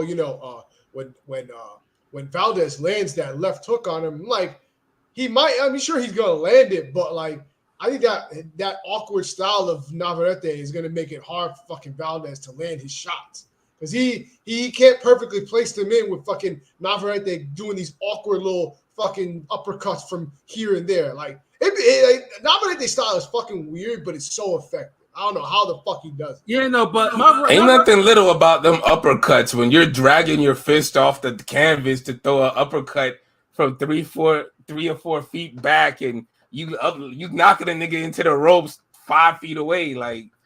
Yeah, I mean Navarrete's offense is crazy. Them lead uppercuts that Drew be landing these weird shots, and they hurt, and and on top of that, he has volume. He's one of the rare volume punches that can knock somebody out with one fucking shot, So yes.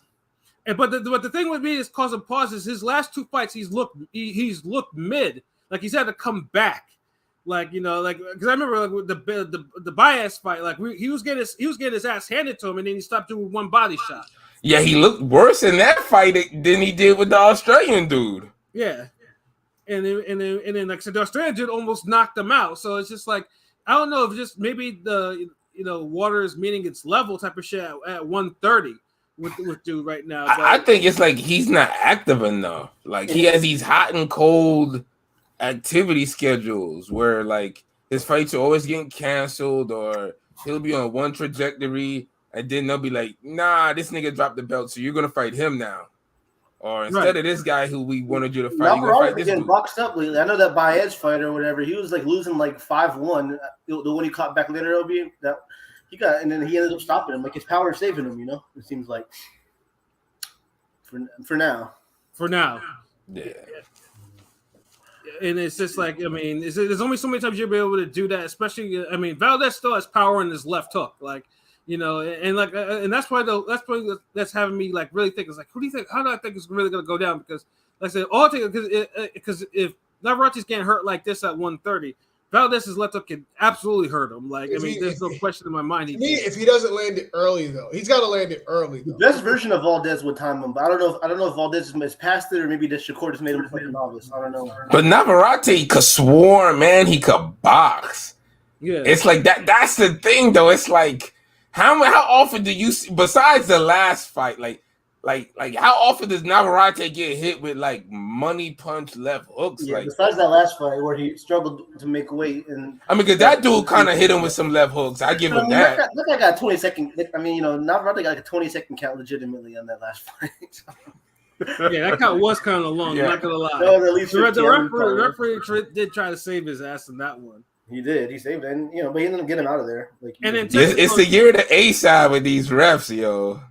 And then Texaco is, I know you just put Navarrete, because Texaco says Navarrete's offense is too dynamic for a heavy, flat-footed fighter like Valdez to catch him clean enough to trouble him.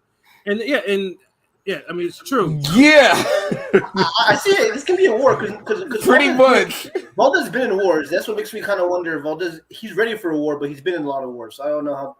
Yeah, that's what I think. Yeah, Valdez has definitely been in some wars. Like I said, that's Scott because every fight is harder than it has to be with Valdez.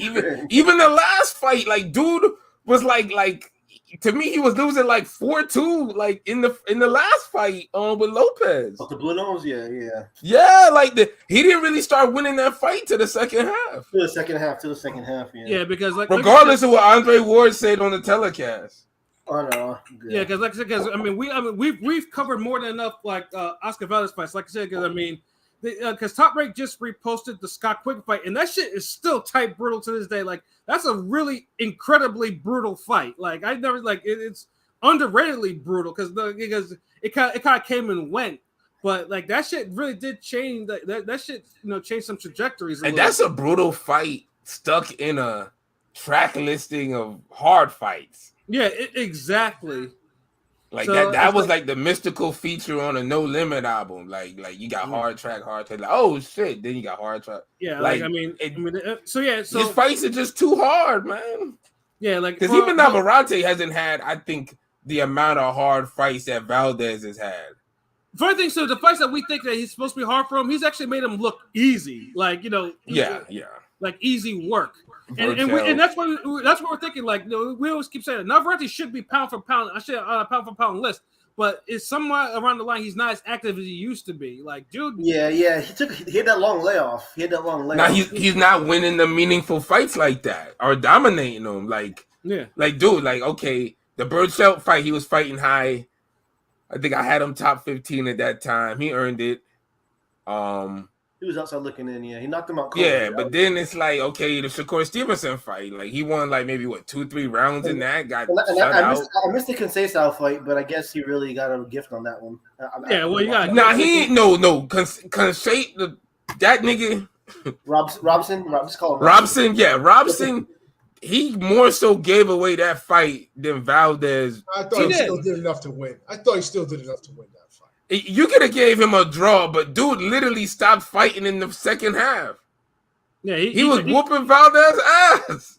And then he tried to play the spoiler role, and he went straight spoiler mode that second half, yo. Yeah, and that's why I was like, I can't say robbery because it's just like you saw him give the fight away. It was just like that's the narrative though that he got a gift. Yeah, he gave that shit away like damn motherfucker. Yeah, so but like I said, I mean, if I had to say what I think is going to happen, I mean, I honestly think Navarrete's going to decision Valdez in a hard war. I think it's going to be a harder fight for both men. Like they're not going to, I mean, for some reason, like I just think, I mean, I think they're going to talk. I think they're going to bring it though, but I think their strengths and their flaws are all going to be in display in this one. But it's going to be one of them hard 115, 113 ass type of fights.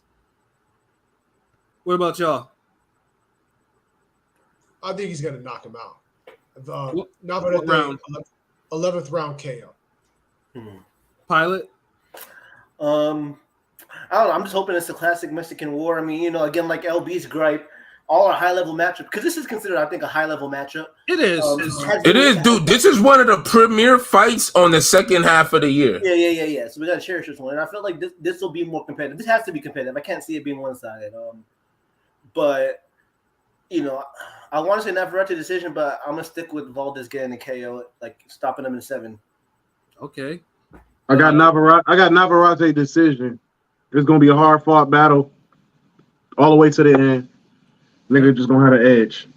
Yeah. It's over with for Valdez. Nigga, get him out of here. This nigga Rovers, get him out of here. What about you, LB? I think Navarrete by 8th round KO. Yeah, damn, I'm a little picking Valdez, huh? Fuck. Yeah, like Navarrete. Hold on, you picking Valdez? Damn, nigga. Picking Valdez. By what decision? I think he'll get a KO in 7 or something like that.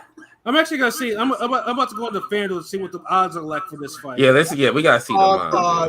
Navarrete, hold on. Navarrete 11 through 12. 9 through 12 is plus 1200. And Navarrete winning by KO is plus 550. So that might actually be the bet. I'm parlaying that with a couple of things. Bro, you and your parlays, bro. This parlay team. Just do a single bet, nigga. God damn, nigga, this single bet that shit. No, but I'm gonna do a single bet too. But there's not enough fucking money to win in a fucking single bet. You big, but drop real money then. If you put 20 on a single bet, you'll still make $50, $60. I mean, we'll see. I might throw a little bit of you know what I'm saying, some shmoney on the 9 through 12. Y'all like my birthday balloons? They still will float, nigga. But they light up and shit. Yeah, plus like I said, a KO by Navarrete is plus 550. What about for Valdez? Let me look at that. That's not even on the odds list. No, it's there. Hold on. After the Burchell fight, they always gonna think he could knock somebody out. So nah, it's there. Let me look at the odds. Hold on.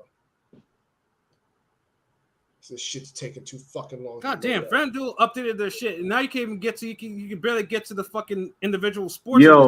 Yo, we might have to do some shit where me and LB send y'all niggas money to do bets on us for us, because y'all niggas ain't making the right bets. We'll make the right bets. And we'll I'm send making y'all the right the bread. predictions, my nigga. I'm making the right predictions. I mean, Pat been making the Kusaman, like niggas told him what to do on that. Hold on. I feel bad. Like we should have just sent this nigga money on that. Yeah, be like, yo, put 25 on this for us, nigga. I got it right here. So, first off, just the money line, just straight money line. Navarrete plus 136, Valdez minus 174. So it's close. Okay. Exact method of victory. Navarrete by points or decision is plus 270. Navarrete by KO, TKO is plus 500. Okay. Valdez by points or decision is plus 125. And Valdez KO, TKO is plus 420. Shit, I would go with that. I mean, shit, if you think Valdez is going to knock him out, you should go with the KO. He's not. No, but I'm saying that. if somebody thinks Valdez is going to win, they should go for the KO if they feel froggy about it. That's the only way he's going to win. I don't see him winning a decision. I can see him. He could time Valdez. I don't see him winning. He could time Navarrete. Yeah, because we never seen Navarrete get outboxed before. Like, we have. We mean outboxed over a distance. Over a whole fight. Like over a whole fight. Like now I'll look at the shit. Even will the fight go the distance? Yes is minus 215. No is plus 164. I don't see it go the distance. Let's see. Hey, them bets ain't enough money, man. I'm hoping this one. There's the alternative group round betting. Navarrete to win through 1 through 6 is plus 1,600. Navarrete to win in rounds 7 through 12 is plus 800. Yeah, the group round bettings are usually like honestly. I don't know what was it like. It's like it glitched. What was it for? The 6 through what? 7 through 12. Navarrete winning in rounds 7 through 12 is plus 800. Because he has to get a KO in the second half of the fight. For Valdez is plus 1,300 in the first 6 rounds, and then 7 through 12 is plus 700. That's not bad at all. Yeah. For the range, like. And then I'm looking at like the other alternative one is Navarrete rounds 1 through 4 is plus 2,800, 5 through 8 is plus 1,300, and 9 through 12 is plus 1,200. Yeah. Damn, those prop bets are actually better. Yeah, seriously, like those prop bets. Yeah, I might have to talk to you, nigga. Yeah, those are some good prop bets. But I'm gonna do the I'm gonna do the Navarrete 9 through 12 because that's plus 1200. Like that's a good fucking bet. I'll probably do that one in a single one, and then I'm gonna put the Navarrete KO in the like just straight KO TKO because that's plus 500. I can put that in a parlay and it's still good. It just depends on the other shit. Singing his fucking parlays. That's how you make the big money. I mean, obviously, you do the parlays. You know, you get a higher payout, but sometimes, I mean, to me, sometimes it could backfire. Like you gotta have like some guaranteed, like foolproof Canelo Yildirim type bets going on. Yeah, Blazing Killer. Yeah, we all believe, except I think for Pilot, I think we all Navarrete winning. Like, you know, I'm trying to get my one pick, I guess, even though this is 50-50. I mean, like I said, I mean, it's not. Hold on, you think this fight's 50-50? I think it's. I mean, Navarrete should be the favorite for good reason, but I think it's closer than. Well, Valdez is the favorite as far as betting odds go. Yeah, Valdez is considered the favorite. Huh. Yeah, which is weird, but you know, I get it. I mean, I think because he's more popular. Yeah, Valdez is the A side, but Valdez is of a higher pedigree as a boxer. I mean, honestly, you know. Yeah, Olympian. But also it also depends because sometimes like as the fight goes, like as it gets closer to the fight, the line moves. So if enough people put bets on Navarrete, they might change the line. Yeah. As they should. That's why sometimes it's good to get the bets early, but then sometimes you're like, you want to see him after the weigh-in. Mm-hmm. So, because I remember the damn Rosado bet the bully, the first fight. Like, I didn't make that. I thought about that fight. Then I didn't make a bet until after the weigh-in when I seen how Beck was kind of looking loose and I seen other people mention it on Twitter as well. I'm like, nah, like Rosado got this nigga. It was I think 8 plus 800 for the KO for Rosado, like nigga. And of course, you know, Rosado scores the last good win of his career. And knocking the dude out of there, like, you know. Yeah, we'll see though. But I mean, I'm waiting for the other bets to come through, like the other because they have 2 other fights on FanDuel, but they don't have any props. They just have the straight money line odds. Because Raymond Murataya is on the undercard, but they don't got no like props for his shit, just the money line. And we all know Murataya is going to win. Yeah. You know, and then they got the Emmanuel Rodriguez, Melvin Lopez on there, but they don't have the props or anything. So I feel like y'all gonna be surprised, but hey, this is boxing. Yeah. I mean, we were surprised with the Burchell fight, but then we weren't for the Shakur Stevenson fight. Right. You know, I mean, we like I said, sometimes you just never know with boxing. That's why boxing is, you know, it's always, you know, the theater of the unexpected. That's what it be sometimes. I only wish though, at least with a main event like this, again, this is where Top Rank. Sometimes Top Rank, you know, will just put this is the marquee fight, and they'll just put anything on the undercard, and that's what I mean. Obviously, they have their usual. I mean, I like Murataya getting the co-main, getting a nice, getting the rub pause because I like Murataya, and like I was talking to my man Broadway loves Murataya. He's the dark horse at 135 to him. I'm not gonna go that far, but I think he has a lot of potential. It's a good fight. It's fighting undefeated, dude. I mean, you know, it's always good fight. The guy he's fighting is a puncher, though.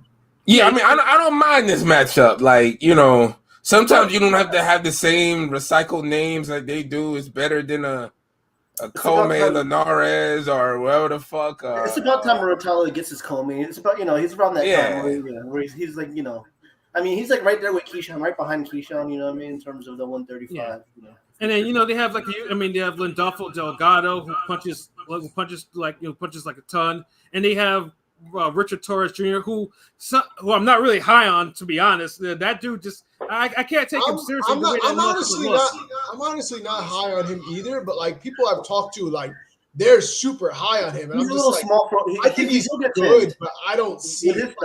Pro. I mean, he had the uppercut of the year, one of them. Yeah. That was getting the super can. But his style and his stature is kind of small for heavyweight. He can get chinned eventually, but he's fun to watch. He's entertaining. You know what I mean? I don't know. I can't take him with the curly afro and the pedo mustache. I can't take him seriously. With the porn star mustache. Yeah, like he looks like a whole character. Hey, I ain't got nothing wrong with the curly fro, but yeah, the he's got the gimmick. It's like, why y'all curly fro motherfuckers gotta have the damn the thick damn superintendent mustache too? Hey nigga, don't talk about my curly fro, nigga. Nigga, you don't have a curly. Do you have a thick pedo mustache? So you good? We're not talking about. You got a nigga curly fro. You got a black person curly fro. Like most black people fro is gonna look like yours. Like these niggas got the Middle Eastern Jafar Arabian Nights. Welcome back Cotter fucking fro type shit. Back. They got the Dolomite curls. Welcome back. Yo, side note, I seen Coming to America. Hilarious. Nigga, did you see Dead Presidents, motherfucker? I sent you nigga, the link. I fell asleep after the nigga got blown up to pieces. Last Dragon. The dude went to go take a shit. His stomach was blown up. These niggas carried him. The nigga gave him the insulin, whatever. And then when he went back home and seen Chris Tucker, that's when I fell asleep. So you ain't watched the rest of the movie? So I didn't see the good part, pretty much. Damn, so there was no good parts up to there? No, it was. I mean, Terrence Howard was being a bitch. You know what I'm saying? That was a good role. That was probably his best villain role I seen him play. Told you. Yeah. I ain't gonna lie, but it was good. I gotta finish it. But Coming to America, I was crying. Like that shit is hilarious. I'll watch that like 30 times.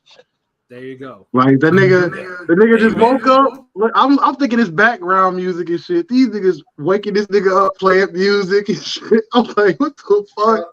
Paul, shout out to the nigga. The nigga who was clapping, he had the best role. That nigga, y'all bitches move.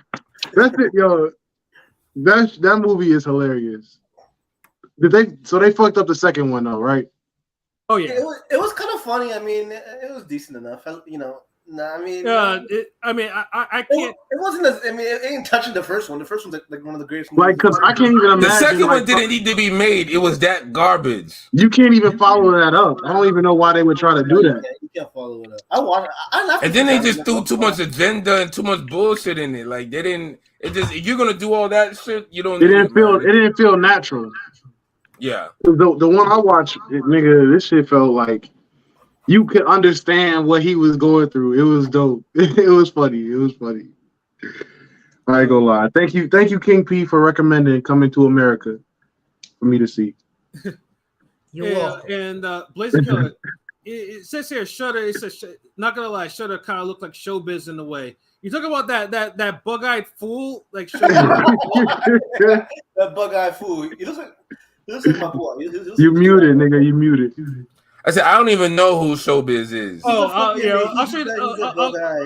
We'll put the picture of him in the chat, bro. He's a Buckeye. You're not gonna like it. You talking about the rapper like Showbiz and AG? No. He's a boxing YouTube guy. No. Then I ain't gonna know no motherfucking Showbiz. He's that Showbiz. Nah, you don't look like that Showbiz. Like you got a following, but no, that's kind of disrespectful.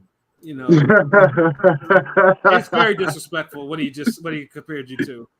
You know, yeah. but at least Top Rank. I mean, Top Rank. I mean, that would probably be the best fight. But PBC in the final card does have an intriguing triple header. Being held in Maryland, of course. Main event, of course, is one Emmanuel Rodriguez, who will be going to see if he'll become champion again, facing Melvin Lopez. But before we get into that fight, though, they have two other fights that have. That are interesting.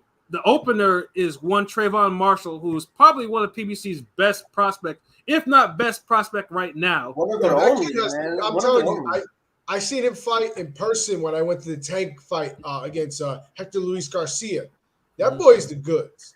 I remember someone recorded his last against Justin Deloach, someone that we used to be trained by the Punisher, and he beat the fuck out of Justin Deloach. He sparked him.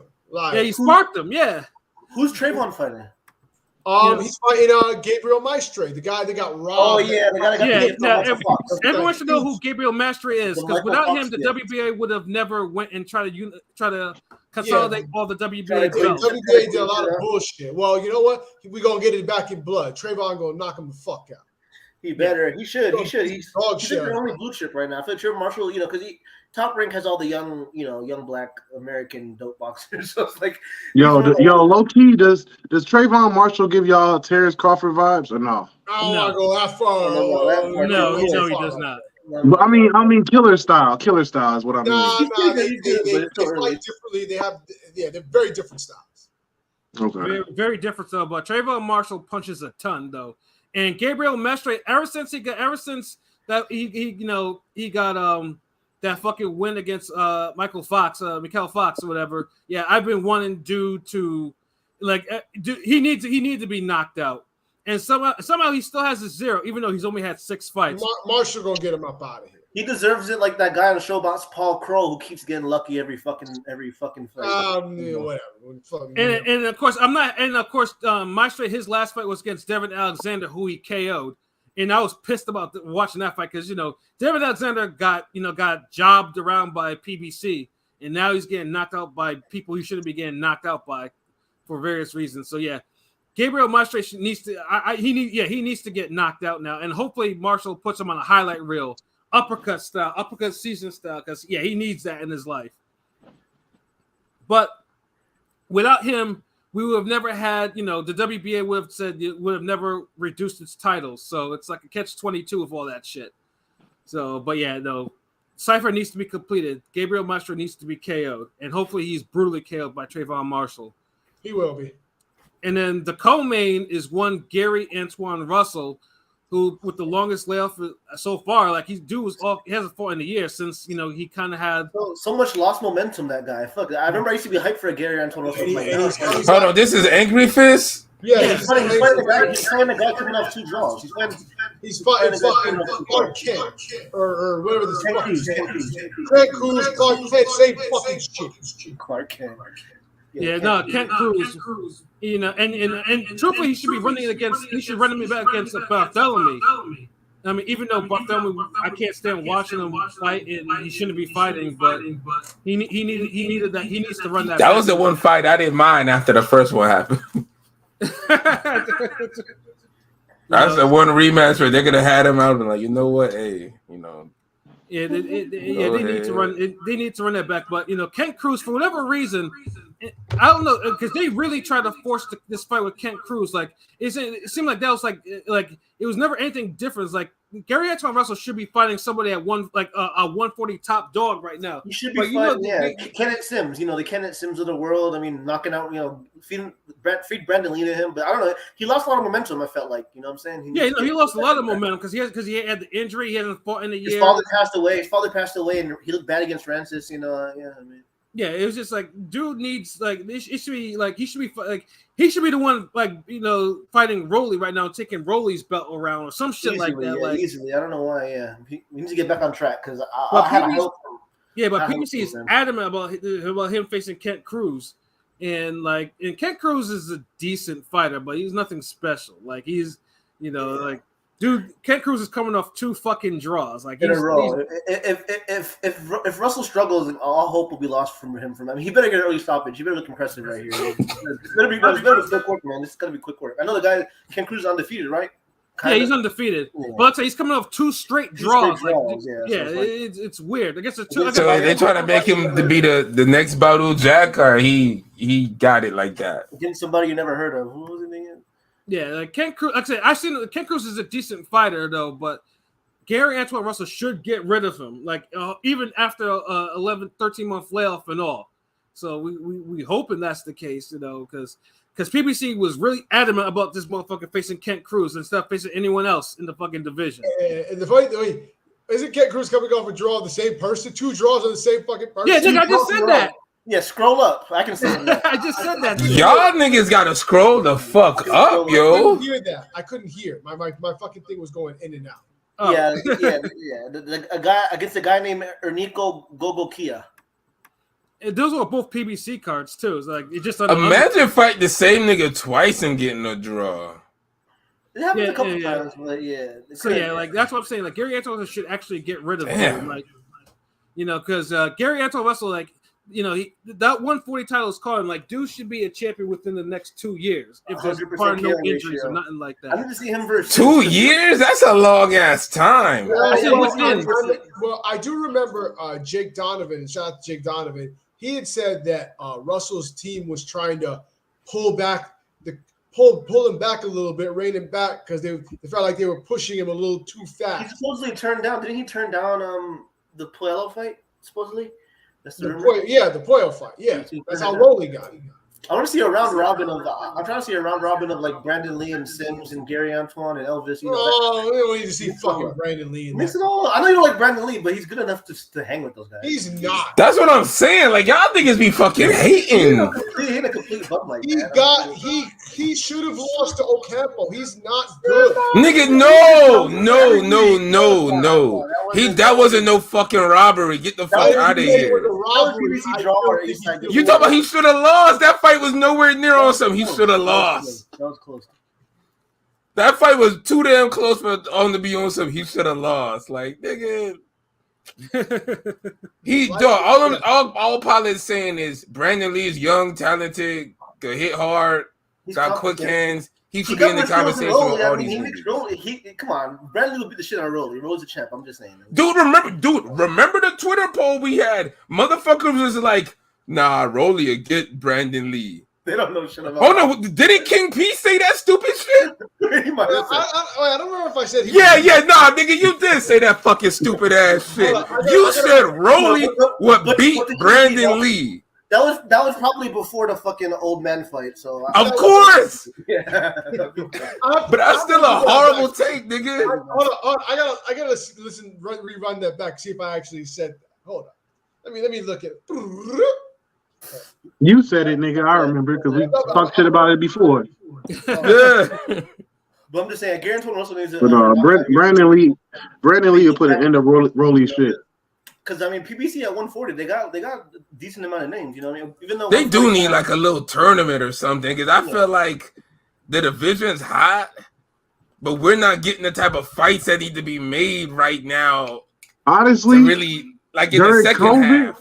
During COVID, niggas was fighting way more consistently. I'm not gonna lie. Niggas was running through fights. They was like, yo, when's the next time I can fight type shit. Not the big names, more the smaller names. Yeah, because they weren't getting paid. That's why. Because they needed to, like, you know. And they need to get on that shit again then. No, that'll be dope. Like a boxing tournament. Y'all gotta finish it within 2 months type shit. That'll be kind of raw. Like a little side league type shit. Super like a mini, a different WBSS. Right. One idea that you had years ago about boxing needs to be teams, I feel like it would work more so now than ever, especially with niggas be on this damn PBC top rank. But you was also right because the contracts and shit wouldn't work because niggas would be like, oh, my team is worth more than y'all team. We gotta fight over here. Niggas, it would take too long for fights to get made. For the big names, I feel like the mid-level niggas, you could do something with that concept. Cause look, the Golden Boy versus TMT shit was the TBE shit was kind of raw. Like that shit. But see, what you have to do is you can't take the big names from those entities. You gotta take say if you said, okay, look, mid-tier niggas from PBC, I want Brandon Lee, Kenneth Sims Jr., Elvis. I'll take those three against top rank. Ooh, okay. Name 3 top rank motherfuckers on that level. Well, Teofimo's a champ, so not Teofimo. Can't say Teofimo. Shit, who's at 140 for them now? I don't even know. Ramirez ain't gonna do it. No, someone else. It can't be like a former champ type. Yeah, that's what I'm saying. 140 don't really have any names like. I mean, Tiger Johnson, but he's kind of a little below their level. But yeah, there's not really. Josh Taylor. Taylor's had all the belts. No, you don't. Nah. But okay, like Matchroom, Matchroom. Okay, like a Hitchens. Jack Catterall and win a belt technically. So Hitchens, Catterall is like a former challenger. Nah, someone below him. Oh yeah. Like a Montana Love or a Spark. Yeah, fuck it. And Hitchens. Yeah. Or the guy that robbed Spark, Valenzuela. Yeah. Okay, whatever. Yeah. Or You put them niggas. Or Ahmed, what about Akhmedov? They fight each other, and they fight each other on one card. That'd be dope. Like a triple. Yeah, but see, the thing is, you build it up by you film these niggas training together, living together at their facility for like a month, training and doing their promo, fucking with each other, all types of shit. And each episode, you look into each house's life, and then you get the call. Oh, we doing a matchup. Y'all niggas fighting each other. Then they fight. Then you make it like a round robin, whatever. Or who team wins, they go to the next. I mean, there's so much shit that you could do with that concept. But the way people like rooting for PBC and Top Rank, they need to take advantage of that. Like, get the mid-level dudes that you can make a star. Real quick, do these boxers sign the teams, or do they all start with their own team? Like, they all be like, yo, I got my own people, we got our own team type shit. Or do they be like, yo, let me sign to these niggas? No, they signed to like PBC. We're saying as a team. No, I'm not talking about like the PBC or Top Rank. I'm talking about to like groups like how TBE, Golden Boy, shit like that. Can you sign contracts to them? Yeah, people do it all the time. Or is it just like them niggas pick you up type shit, like a free agency type shit? I mean, niggas scout you basically. Yeah, it's a mutual decision, like who they sign to. Usually, sometimes they scout. Like Top Rank does the most high-profile scouting, followed by Matchroom. PBC doesn't really scout like that, you know. So. And then sometimes it's word of mouth by just the back end on the back end of things, you know. But is it like a record deal where niggas shot like, yo, I shot my album, I shot my wins. Y'all want to pick me up? Y'all want to pick me up? Type shit. Yeah, I mean it depends. In a way, depends. Yeah, Like there's plenty. There's not like one way. They sign you in different ways. Like it can be attention if you're coming from the Olympics, like Top Rank does, or if you would name like Eddie will pick up anyone that PBC or Top Rank dismisses.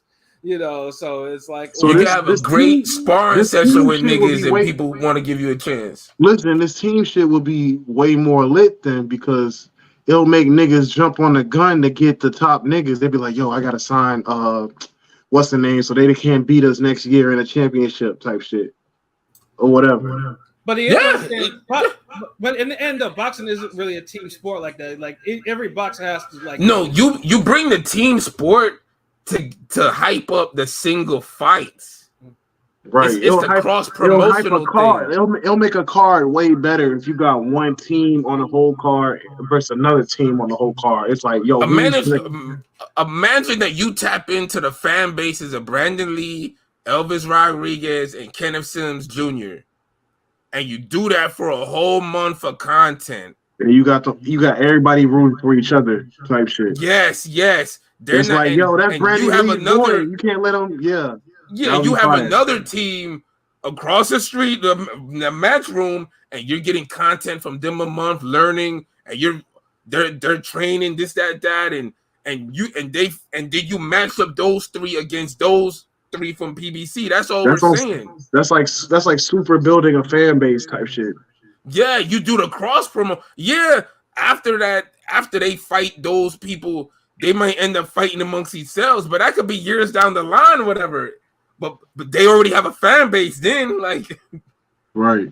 Yeah, of course, that would be like a whole bunch of cooperation. I mean, obviously, it'll have to be like cooperation, like either that or Showtime has to order. Yeah, it'll take cooperation. Like it'll have to be almost like only Showtime could pull it off, but yeah, somebody else could help do it. Like Showtime can't do it by themselves, but it would be like in the whole Super 6 vein where all the promoters would have to come together. Like, look.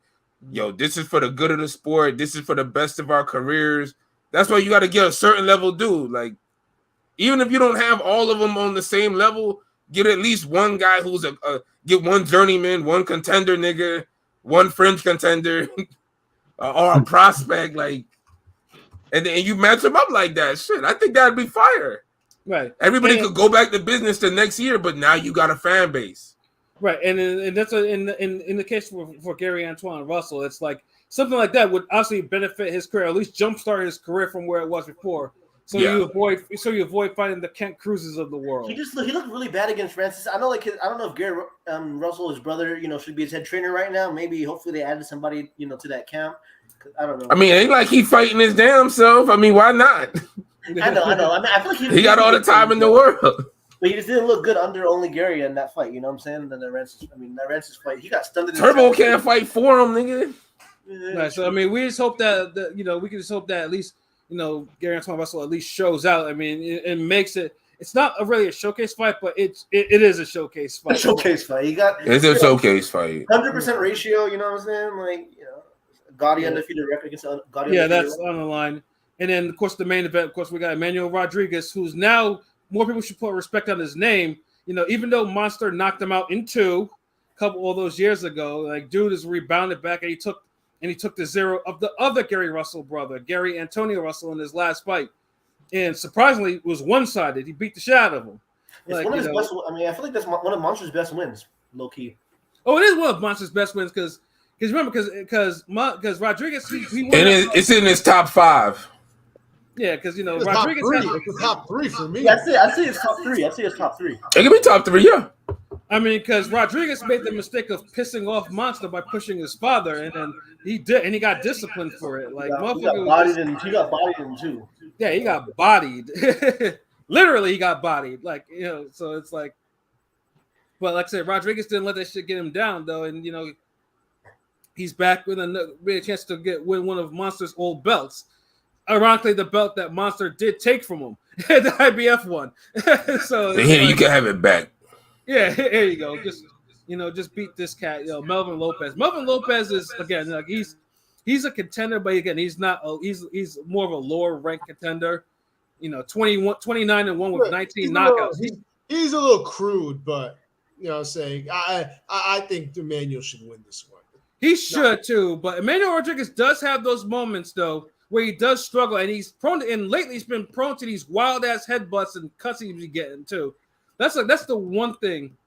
Like before, he's been getting a little Josh Warrington with his style lately. Yeah, like it'd be like because he can fight though, but every now and then he keeps leading with his head too fucking much, and he's coming out. He has these weird zigzag cuts over his forehead and shit like that.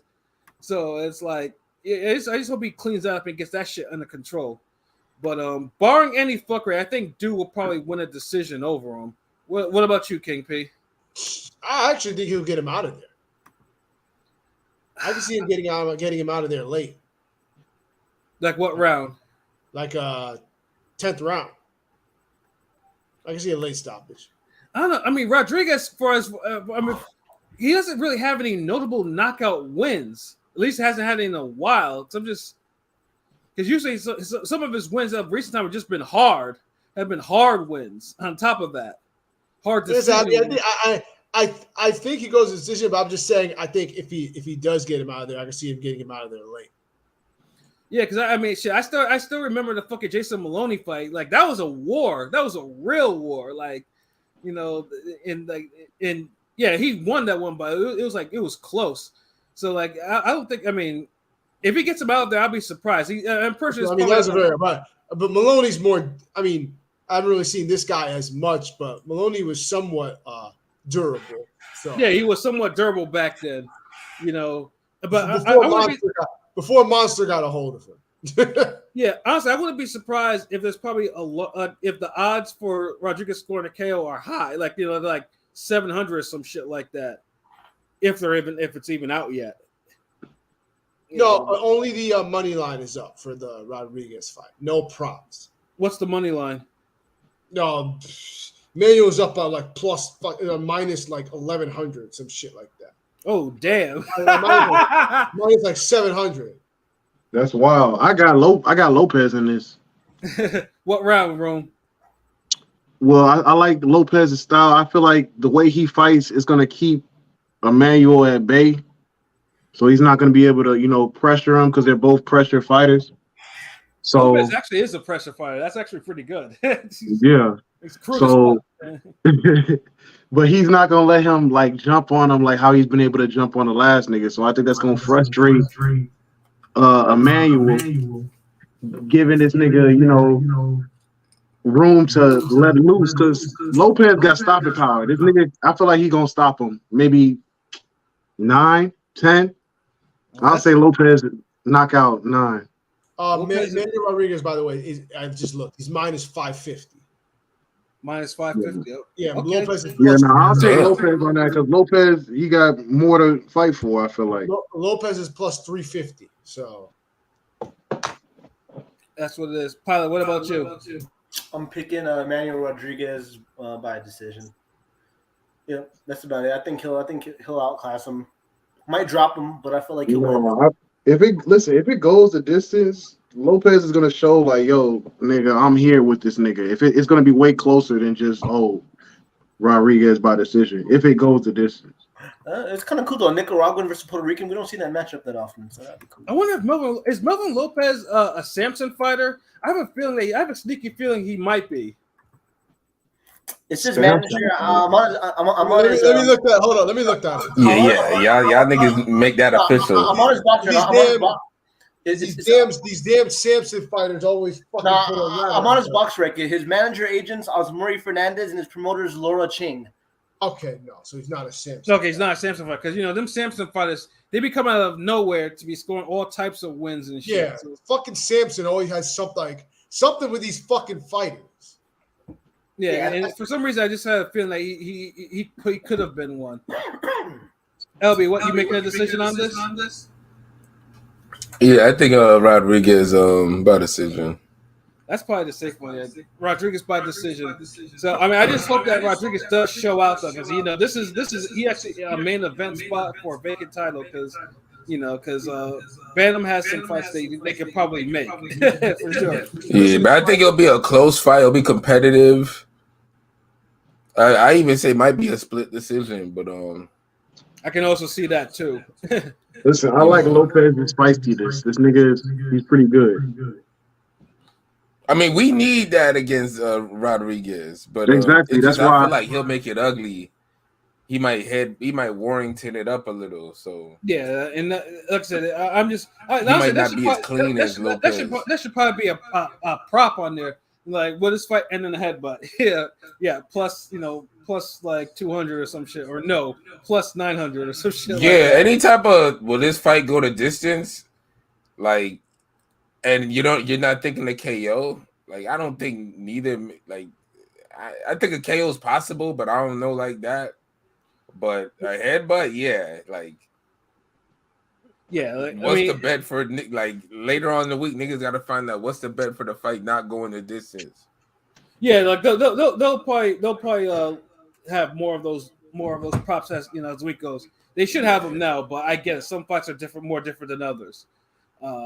But at least like I said, PBC and Top Rank, you got that, and then obviously we'll see what happens with Matchroom to see if Anthony Joshua is going to make an appearance this year, or we're going to see him at the beginning of next year. Oh, so hold on.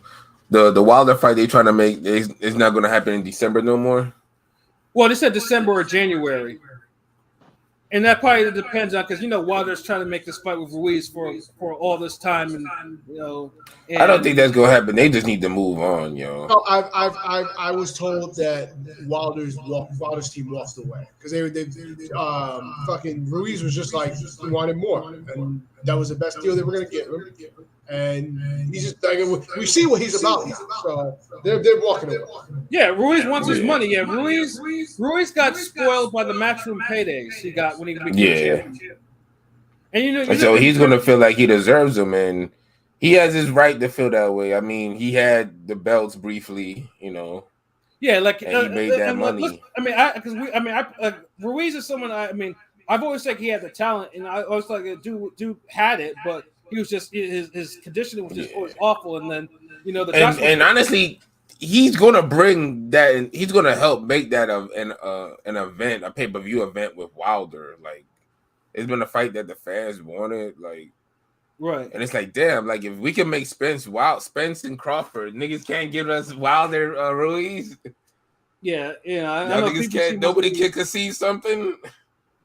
Because it would be some shit if Matchroom picks Ruiz and then Joshua beats the shit out of him third time around. Then PBC's like, what the fuck? That would be so dope. You know what would be even more hilarious is, I mean, I don't think it happened, but I was like, it'd be more hilarious if fucking Wilder picked Dillian Whyte. Yeah. Oh wow. Yes. Sample and all. Sample and all. Exactly. So I'll give you the chance. Yeah, it's just like the heavyweights need to get it. But damn, I really wouldn't want to see that fight now anyway, though. Damn. Oh yes, Mike Tyson is training in Ghana. Won't matter. Yeah, Mike Tyson is doing that. I mean, obviously he's getting a paycheck from Saudi Arabia because we all know that's going to happen. So it's I mean, Mike Tyson can do what he wants to do. It's not going to help him against Fury. That's for damn sure. It's like that. And I know somebody in the comments asked us if we saw the All Access epilogue for. I just finished it. Nah, I didn't see it yet. It was good. It was real good. It was good. Like you could tell that Spence was really going through it before the fight. Like, I was watching. There was this one scene where he's like laying down on the cot talking. I don't want to get into the whole like he's a different person, but he looks so high. Like he just looks so like. I don't say slow, but just like the way he was talking, looking super high, like just like randomly after eating his food. I was like, well, he wasn't high because it would show up in his drug test. Not high, but I'm just saying, like he definitely seems off. Blood beat his ass fair and square. It's the accident, bro. The neurological damage. Yeah, it's true. Yeah, I mean, I'm not be that fake doctor on that on the YouTube, but he definitely seems slow. It's not just the southern drawl with him. I feel like you're muted, LB. I'm saying it's common sense. It's not even no doctor shit. Like you could see it. Like I don't know. I think it was with the Wilder Fury. It was one of those fights that happened in like March or something. And he got on the mic too. Yeah, and he got on the mic and Yeah, and his face was still bruised, beat up, and it's like, damn, nigga, that's 4 months ago. Right. I mean, he always talked a little slow, but now it was like super slow. It's like it's progressively it progressively got worse. I feel like obviously. Yeah, and it's worse because he's straining himself to be at 147. I think he would have fully recovered if he would have came back and went up to 154. I feel like people say, "Oh, why retire after one ass whooping?" It's not just an ass whooping; it's a car accident. Your eye retina. That's why I can see why. If he's healthy enough to box, I can he could pick up a belt at 154. But I don't know. It is, but the thing is, he gotta improve his style. Like he gotta take a year off. He gotta take a good 12 months off, man, for real, for that kind of money. Nah, Texaco, it was the accident because before the accident, nigga, like yo, you can't pull that on no southern nigga. All the slow ass talking we done heard all my life, nah, nigga, nah. I mean, this nigga LB is a southern nigga right now. Like that's like, and Spence never talked like Spence even in the banner before. We had with Crawford before the accident. You could tell Spence his eyes were bright. He was talking. He was when he was part of it. Yeah, even if you take the voice, the vocals out of the equation, and you just look at his eyes. Yeah, the eyes, the glazed look, the high look that everybody keeps talking about. It's just the brain. Yeah, the brain's fucking. That's what people's talking about before. This is the thing that Spence went looking like. He went from a Michael Beasley, laid back, dreamy eyed looking nigga to a nigga who just smoked some za. Pause. Yeah. Like the whole like you just in class like. Yeah, the perma high look because before he would just hang out. Yeah, like he's not alert. And I'm tired, so my eyes ain't open. But damn, with the Broner Easter PBC drinking crew, the Charlos, like he was more lively and more like coherent. Even when he was drunk, he was more coherent. But now it's like, nigga, are you okay? Why are you talking about that? He's talking more and more like a slowhead, and that's the thing that's disturbing. Like, like I don't know how y'all can't notice this shit. Like it's like for some reason it's like if you was to survey 10 people, maybe 3 people would admit it, 2 people would be like, then everybody else would be like, nah, nigga, that's just how he talk. Yeah. But it's there, and it was in display in the epilogue to me, and then the epilogue good. Like they finally revealed what Jermell Charlo was saying when Crawford was talking to that nigga, after he told me he was next. You know what I'm saying? So it's like, look, I mean, because fucking James Harden was asking, does he fight in your weight class? Well, I already did all on this period. This nigga can't fuck with me. That was Jamel Charlo. Like, dude was talking all around about it. He didn't want to acknowledge the direct smoke that Crawford was giving him. Crawford told him that he was next. This nigga started talking some roundabout shit. Seeing that Crawford did the same underwater talk with Virgil Ortiz and after the Hooker fight. I'm sure we could excuse Charlo. Yeah, that was raw though. That was raw. He was calling out undisputed champ above his weight. Yeah, he making Bud made the most of his moment. Like, you can't hate him for that. He did. It was funny. No, you guys should watch. You should watch the epilogue because Charlo was like. No, I definitely want to see it. Yeah. Charlo was talking. Spence looked weight drained to me. Yes, Dice. James Harden was like, "Are you sure you want that?" That nigga was done. Charlo, honestly, Charlo was scared. But he definitely got Charlo a little. Listen, Earl Spence went into that fight malnourished, nigga. He wasn't healthy. He went in there. It's fair, and he got his ass. And yet you decided to argue me and saying this nigga was gonna win the fight. How you make that? That's a whole lot. You have to make it make sense. Because they both had to cut weight. Yeah, no, I know they did. Hold on. You can't get on this nigga room like that because you shitted on Wilder's lack of skills for years and you still picked him in that rematch, nigga. Hey, I explained myself thoroughly though. Nah, it's not. It don't matter. He explained himself thoroughly. Yeah, it's the same bad look, nigga. Yeah, because fucking Fury kept on struggling outside of fucking Wilder, and that's the shit was fucking killing me. Like, this after the first fight, excuses. After he couldn't beat a nigga that just came off a coke binge, no excuses. And you still picked that nigga. I mean, Fury went life and death with Otto Wallin, almost got KO'd by him. Like, this is the type of shit. Don't matter. You still picked that nigga. He wasn't fighting Otto Wallin a second time. That was only a coke binge room. That was alcohol going to 600 pounds. And that's why the whole Wilder shit. Yeah, the nigga had to change his life for one fight and still won. Yeah, fighting draw. It was a draw. He got the draw, and it's like. Like, I mean, so it's like you try to beat up on my dog, but it's like, yo, chill. Like, you gotta pull some of the punches back, nigga. He came at me. Nigga, he came at me. I didn't come at him. No, nigga, you was hitting up everybody when Crawford won. Nigga, stop. Nah, nigga, he came at me. That's why I had to. Crawford, that was the favorite, mind you. Yeah, I'm saying, but he came at me. That's why I had to, nigga. Like, I mean, I know because he don't want to admit the whole accident shit, which I feel like everyone's just like, it's common sense though. Like, yeah, I mean, like, if you watch the epilogue, if you thought Spence was gonna win, that's cool. There's no problem with that. Like, but we can't just act like this nigga was 100% either though. So, niggas made the fight. Shit. I mean, the whole epilogue. And the funny thing is too, it's like the biggest thing about that epilogue too is Spence's famous reaction. Like, I would have seen somebody crying, but motherfuckers just seem to be like, you got his ass whooped. His mom was like, let me give you a hug, baby. That type of shit, nigga. I'm just like, I was like, damn, they're kind of nonchalant. This motherfucker is lumped up. He's sitting on a chair in the locker room. Because what can you say after that? What will you say to your son after taking an ass whooping like that? I mean, I'm used to, because, some of these fighters, like families, they be crying and shit, like, and that's why everybody ain't Josue Vargas. Right. Them niggas was just as shocked as us. I think niggas was just more shocked. It wasn't like Roy Jones getting knocked out by Tarver was more like, yo, niggas is sad. Like, oh shit. No, this was more like, oh my god, like, did that just happen? It was more like, did that just happen?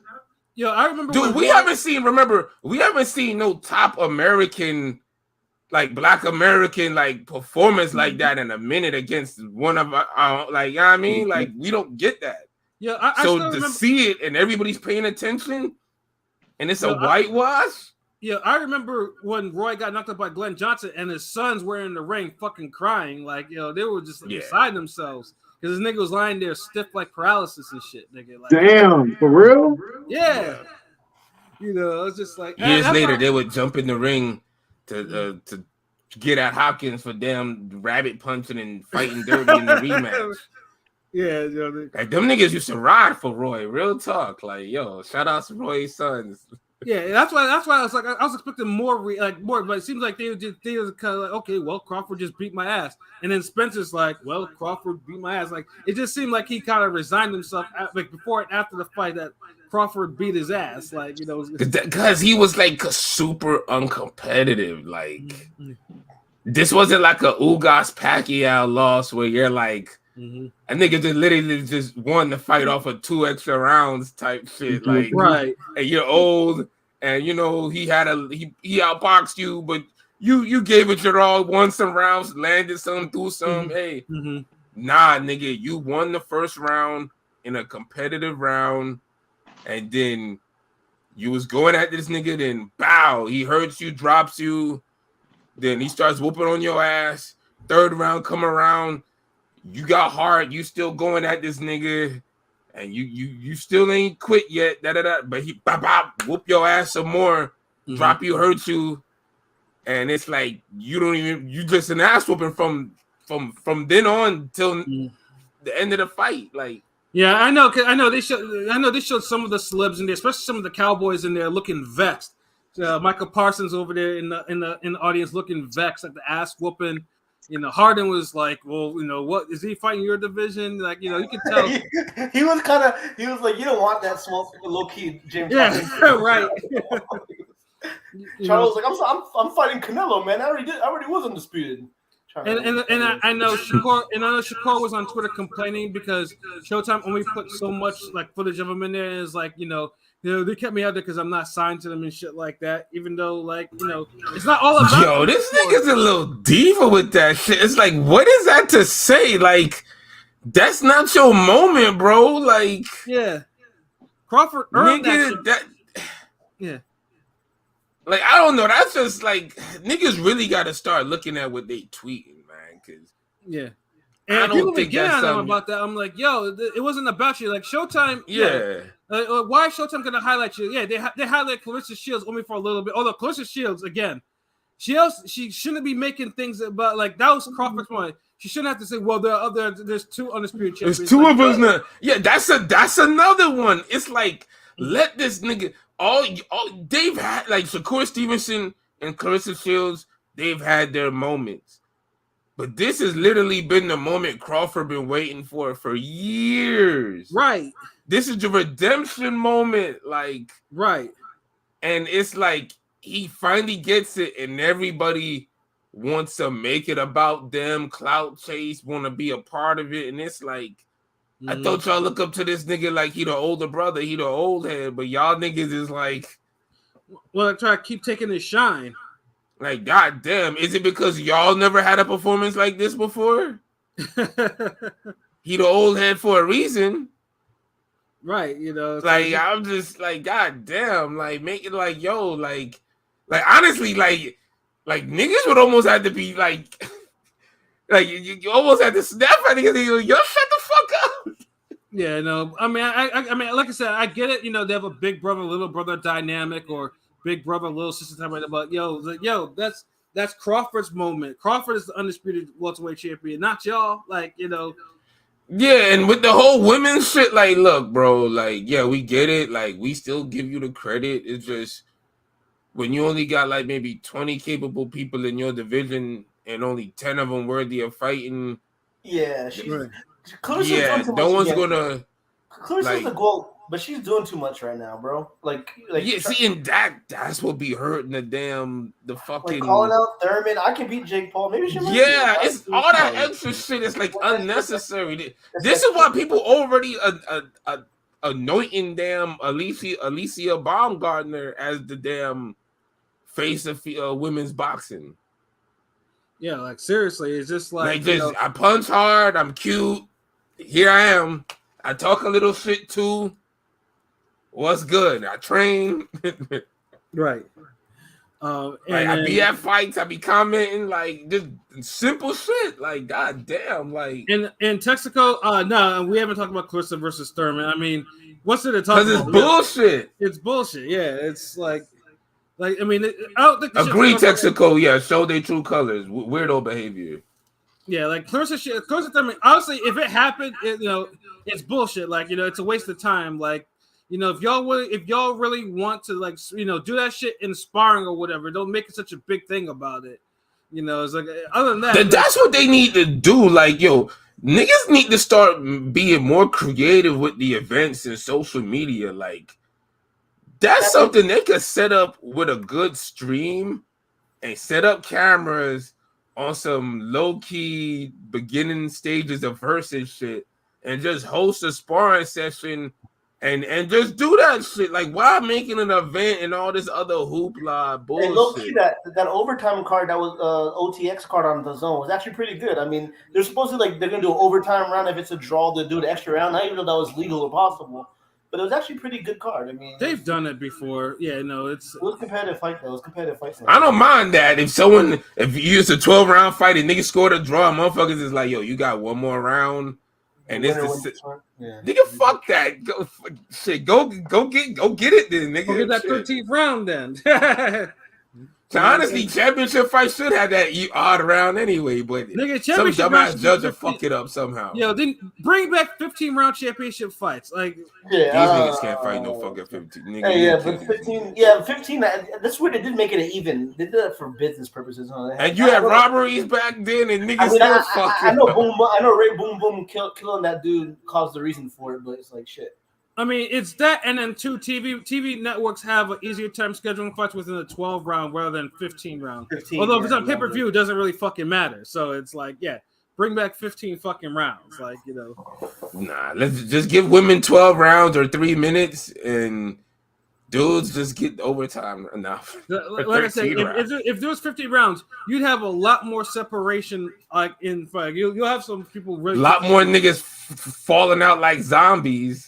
Exactly. You have a lot of motherfuckers gassing at the end. Like, exactly. Can you imagine Canelo in a 15-round fight, nigga? Stop. Nigga would have been KO'd to find out this shit. Like, we wouldn't even got a Floyd fight. He would have lost a Trout if that was 15 rounds. Facts. Like, come on. With them scorecard judges would have still Canelo would have to just fall face forward. Yeah, so yeah, like David Diaz and Pacquiao. Facts, I'll never stop asking for 15 rounds back in boxing. Like, yeah, we need it for facts bells. Yeah, you know, but yeah, I think that's about it for. I know boxing. I know, like I said, boxing again, still on up and up, still high. You know, because unfortunately, after next weekend, though, we're supposed to get Better Beeve and Callum Smith, but unfortunately, Better Beeve's dental work got in the way. So that will be the most fragile Russian monster ever, yo. Like, he always getting these little injuries. Always his knickknacks is fucked up. So it's the weirdest. Yeah, like. So yeah, you know how bad a dental, like, that shit had to be that bad for, like, to throw off the fight for, like. Well, apparently possibly next year. Apparently, it was a root canal, and it got infected. You know, and then so right now they're talking about November. Hopefully, it's November at the earliest. You know, I heard December. I think I read December. Damn, these niggas ain't trying to give me no birthday. Nah, I heard December. That all that means to me is early, like February 2024. You know what I'm saying? You know how it goes with that. Yeah, if these niggas look. Pilot's right. If these niggas say December, that means February 2024. February, man, for real. Yeah, so it'll be just like the yard fight. So for that like if you don't if you actually, it's summertime. So if there's no boxing, go outside. Enjoy your life. That way you can, courtesy a ring game. Go ahead. Yeah, niggas be out. But I don't know. You gotta be safe because it's still that heat wave down next here. Next week is stacked though. Next week we got. You have your early UK card and you get the two cards at once. So it's all, that's if Joshua gets somebody to fight him. Yeah. Yeah. So that weekend, just letting you know in advance. Like there's like the better be shit's gone. So yeah, you get to go do something else that weekend. But damn, that's a whole free weekend. No boxing at all that day. I believe so because that was what weekend. The weekend where Better Beef Callum Smith was supposed to fall on. That was Which weekend was that again? I forgot. That was the 19th. Oh. Well, and Canelo Charlo, that's the next big fight. That's like next month, right? That's September. Yeah, it's not this month. Oh, yeah. Yeah, so yeah, I think that was the only big fight that weekend. So October, November needs some big fights. Well, they haven't announced anything yet, though. We'll see what happens. Because I forgot what month Lee Wood and Warrington. I think it's October. Lee Wood. Let me check when that shit is. I mean, funny things too, because they were announcing all that shit during the Matchroom cards and shit like that. Lee Wood. Yeah, they was ODing on that shit. That's in October. That's first Saturday in October.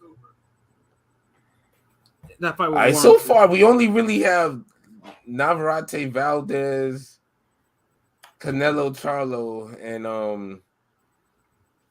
Usyk, the joint you did at Wood, Warrington. Usyk Dubois, yeah, that's in 2 weeks. Usyk Dubois is up there, yeah. I mean, it's a good fight. We still need a little more.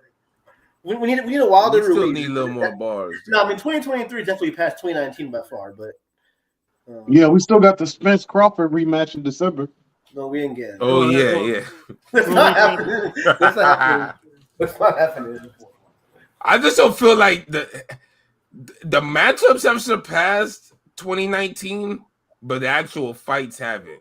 2019 had some real competitive. Yeah, y'all can argue with anybody you want on that motherfucker. Right. 2019 had more competitive, high level, back and forth. Yeah, with the high level names. Hey, you think about it.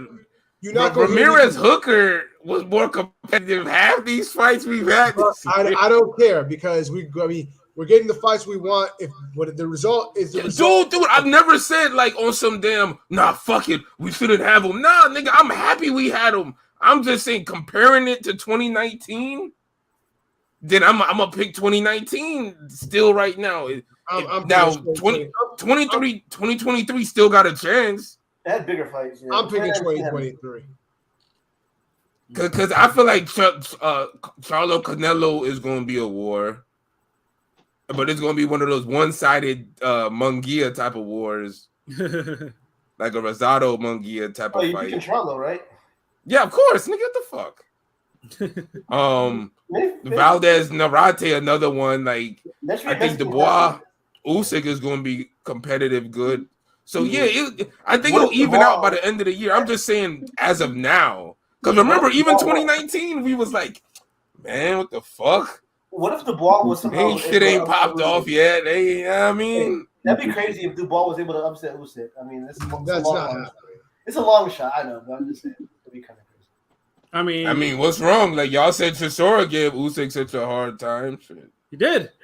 yeah. Bam versus Sonny too. So that's going to be another good fight.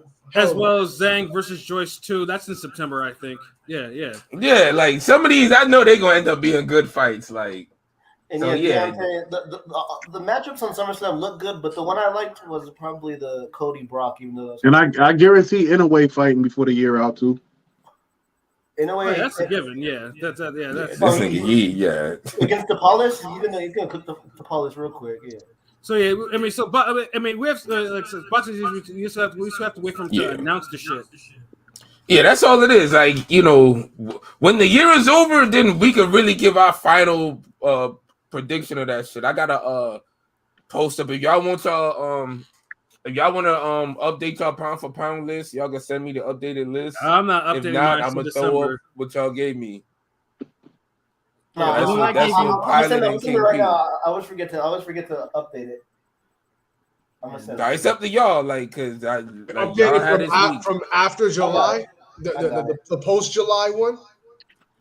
Yeah, a new one, if your list changed now from what y'all already sent in. Okay, yeah, all right, then I'll change basically your list that has Fulton and Spence kind of a little bit on the back half of the list. I'm gonna change it right now, actually. No, mine didn't change until last week of December, or when all the fights are done. No, I'm changing mine now. Because then y'all give you the what's gonna call it? Just DM me that shit and are we gonna have like a halftime year award type thing, like a best fighter? Nah, I mean we can have a pound for pound update. We'll talk about it. End of the year, right? That's kind of end of the year thing. I mean, we haven't had a pound for pound list talking in like months. I mean, it's due. But we had enough fights. That's what I'm telling you. Because remember, we were supposed to do this in June. And niggas ain't really sent me no list until like the end, July? The week of the fights. But I think that's probably it for all the boxing shit going on for today. Yeah. Get some. It's been a good run of fights though. Like even with the Jake Paul bullshit. I mean, boxing didn't lose any momentum, which is a good thing. It didn't lose any momentum, So like the saga continues. You know what I mean? So, LB man, give your final thoughts.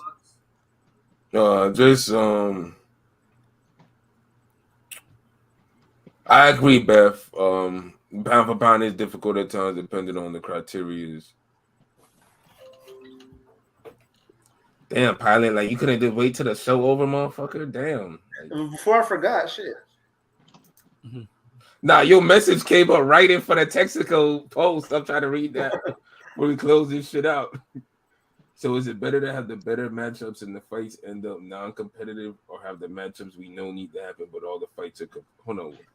I'm high, nigga. Like, let me read this shit slow. It's a case-by-case basis, I feel like. I mean, it's better to have the better matchups and the fights end up non-competitive, or not have the matchups we need to have, but all we know. Nah, it's always better. It's always better to have the better matchups, no matter how the fights end up. The only way it's bad having better matchups if the fights end up on some damn. But 2019 had the more Lacey, what's that? Cisco, where a headbutt clash, or a Dawson Hopkins one where a nigga get thrown out the ring. Where's some anticlimactic bullshit where there's no result? But at the end of the day, I don't you want the best to fight the best, no matter what the result is. If it's one-sided or it's competitive, you just want the best to fight happen. I'm just saying, comparing it to 2019, since 2019 is the last great year. Yeah. I mean, I have no problem with someone saying that. It's just I'm waiting for the end of the 2023 to make that to officially say that, because so far it's like the sport feels bigger than it was in 2019. We're getting better matchups, but it's like I still feel like we need to have some. We're getting KOs and shit, but the sport is always at its best level when you get them fight of the years, man. Right, especially when they with the elite names, and we haven't really got that yet. No, we haven't got it at all, really, except for a better. Yeah, Neri's just not enough. Yeah. 2019, that's what really fucking imagine with all the eyes and ears on the sport, we get a fucking fight of the year with Charlo Canelo or with Navarrete Valdez.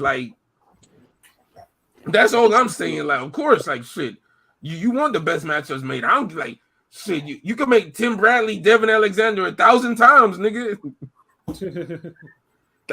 We hated the result, but the fight needed to happen. Yeah. So that's all I'm saying. But yeah, salute everybody in the chat. What it do? We appreciate y'all rocking with us and grilling us and shit with questions and vibing with us. I guess we'll be back either Wednesday or Thursday. Feel like we do for another music episode, something to review. So I'm gonna see what we could whip up, pause, and see what happens with that shit. Yes, sir. But yeah, like I said, just a great show. Looking forward to the end of this week. Hopefully, Joshua get a good replacement. If not, we got Valdez. This is one of the times where we're happy they threw a bunch of fucking fights on one day. Right. So you got to do that with a Dylan Whyte fight. Yeah, we got to come up with some shit to talk about. And then also might do the R&B. Hold on, what'd you say, Pat? And then also because we did get a comment too, someone wants us to do more movie TV reviews. So yeah, that's definitely coming too. Damn, who said that? Y'all be seeing all these comments. These shits be on YouTube, not on here, nigga. That's on YouTube. Oh, it's on YouTube. Oh. Shouts out Deontay. Shouts out Beth. Shouts out Texaco. You know what I'm saying? Any no shows ending up? What shows ending? We done, right? Warriors with done. The shows Warrior ended soon. That's gonna be one. Yeah, that's gonna be one. None of those really came out. You already said that Jackie Chan and that Jackie Chan John Cena movie was awful. This is horrible. Yeah, we gotta do more shit where we just decide on the movie and watch it no matter what type shit, like how we used to do. Well, we have to watch it in a timely manner, like right. That's Yeah, what I'm because saying. there's always like one or two of us watch it, and then everybody's like, "Hold on, give me another day. Not yet. Hold on." Yeah.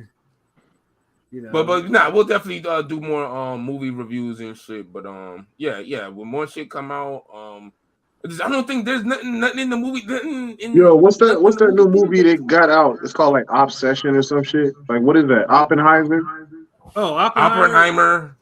What is that? I tried to go. I wanted to go see it today, but I was like, I don't feel like staying in the movie theater for 3 hours. I keep saying it's like a psychological thriller. No, it's really slow. I bet like it's just a bunch of slow, you know what I'm saying, like suspense until the end, until the bomb. No, I heard it's good dialogue. Like you got to pay attention to know what it is. Yeah, I mean it's a Christopher Nolan movie. Nolan movies are known for its dialogue, but I ain't got time for all that. Yeah. Nigga, it's a movie. Pat gonna have to answer that, but he said it was just trash. Dante Jones. Seeing a Jackie Chan movie is awful.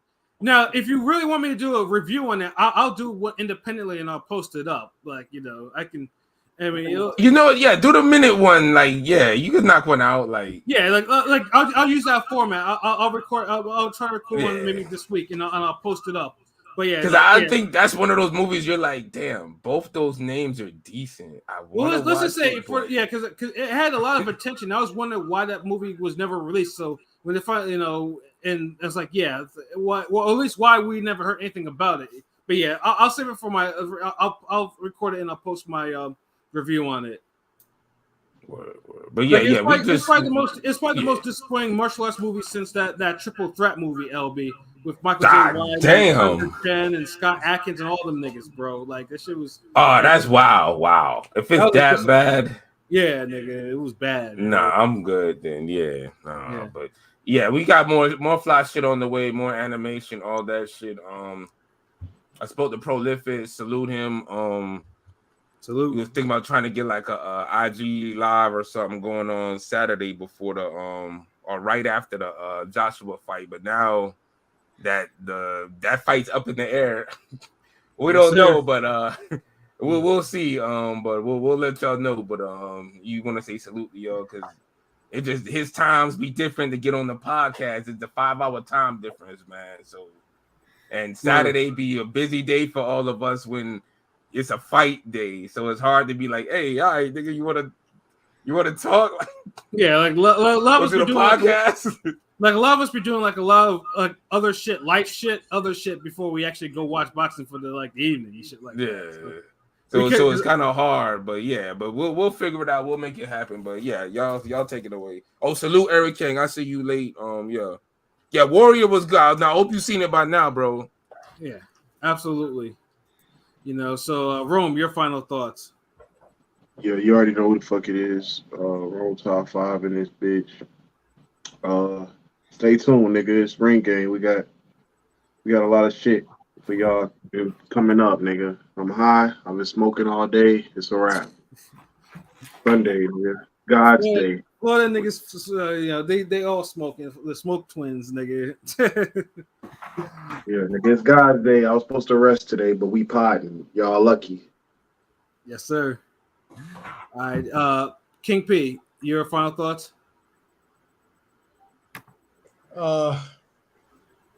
This is a fucking midweek of boxing and wrestling, so that's all.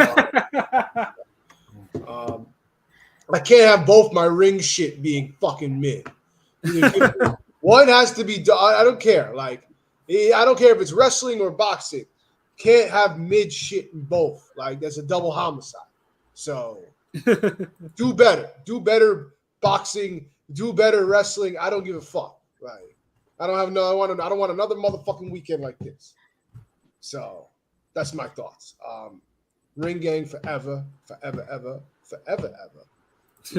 You know where to find us at. Instagram, YouTube, Twitter, Facebook, ringgangradio.com. That's all I got to say about that. We're Pilot. What about you?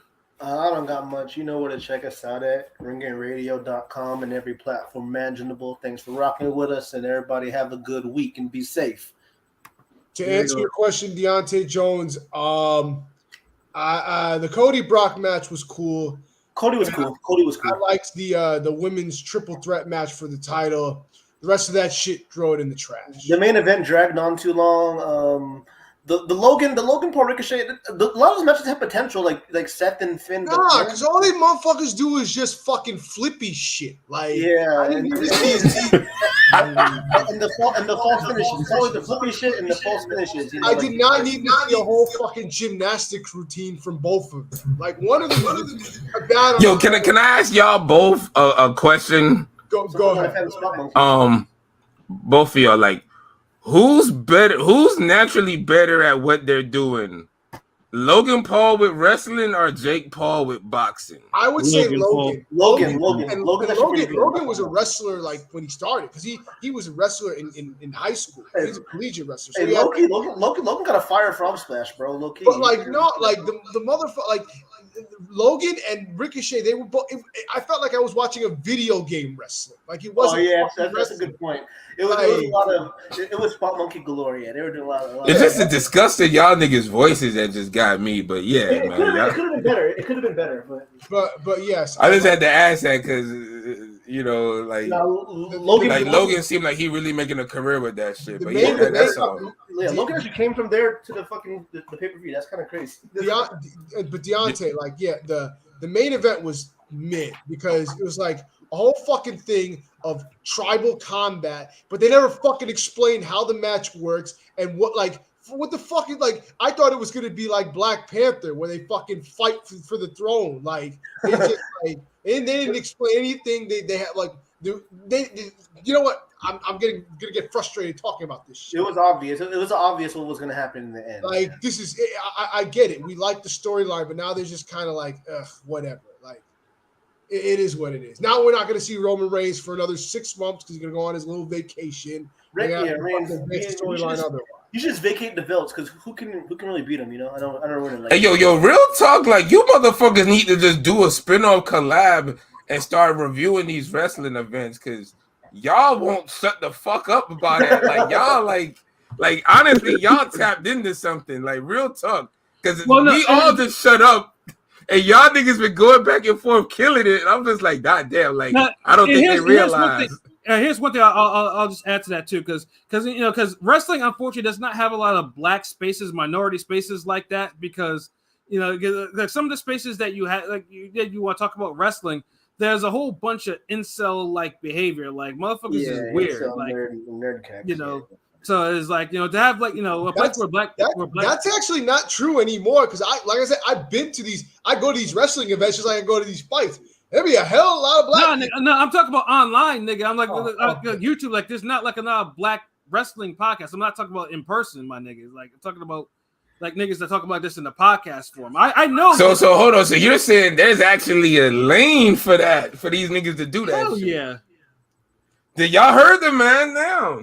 Yeah. Y'all want to be y'all want to go into the executive boardroom one day, right? Hold on. Oh, Pilot. Do you watch AEW? I don't watch it. I mean, I see the clips. You can watch that shit, nigga. You start watching that shit then, nigga. So I'm gonna say there's a pay-per-view in the UK, I think in 2 weeks. So I was like, if you watch AEW, we can review the fucking all-in pay-per-view. But done. He's gonna watch it. Stream gang, nigga, something you'll figure it out. But yeah. So y'all stay tuned for. Hold on, I think niggas gotta see me for this. Hey, y'all stay tuned for when Pilot and fucking King P come back in 2 weeks to review the AEW UK pay-per-view show. That should be stupendous, mate. I'll watch whoever the fuck else. I can't imitate them niggas' accent right now. I'm too high. But, and he usually can, by the way, but he's high. Yeah, serious. Yeah. That should be a good. That should be a good about. But whatever the fuck, yeah. Y'all tune in for that shit. Cause these niggas gonna kill it, and I guess they'll get shit warmed up for when football season return. Then I guess yes, sir. Oh, all these niggas will be back. Preseason's around the corner. They already had the Hall of Fame game. Yeah, which was. Hold on, so we gonna get a preseason episode from y'all niggas? Hell no.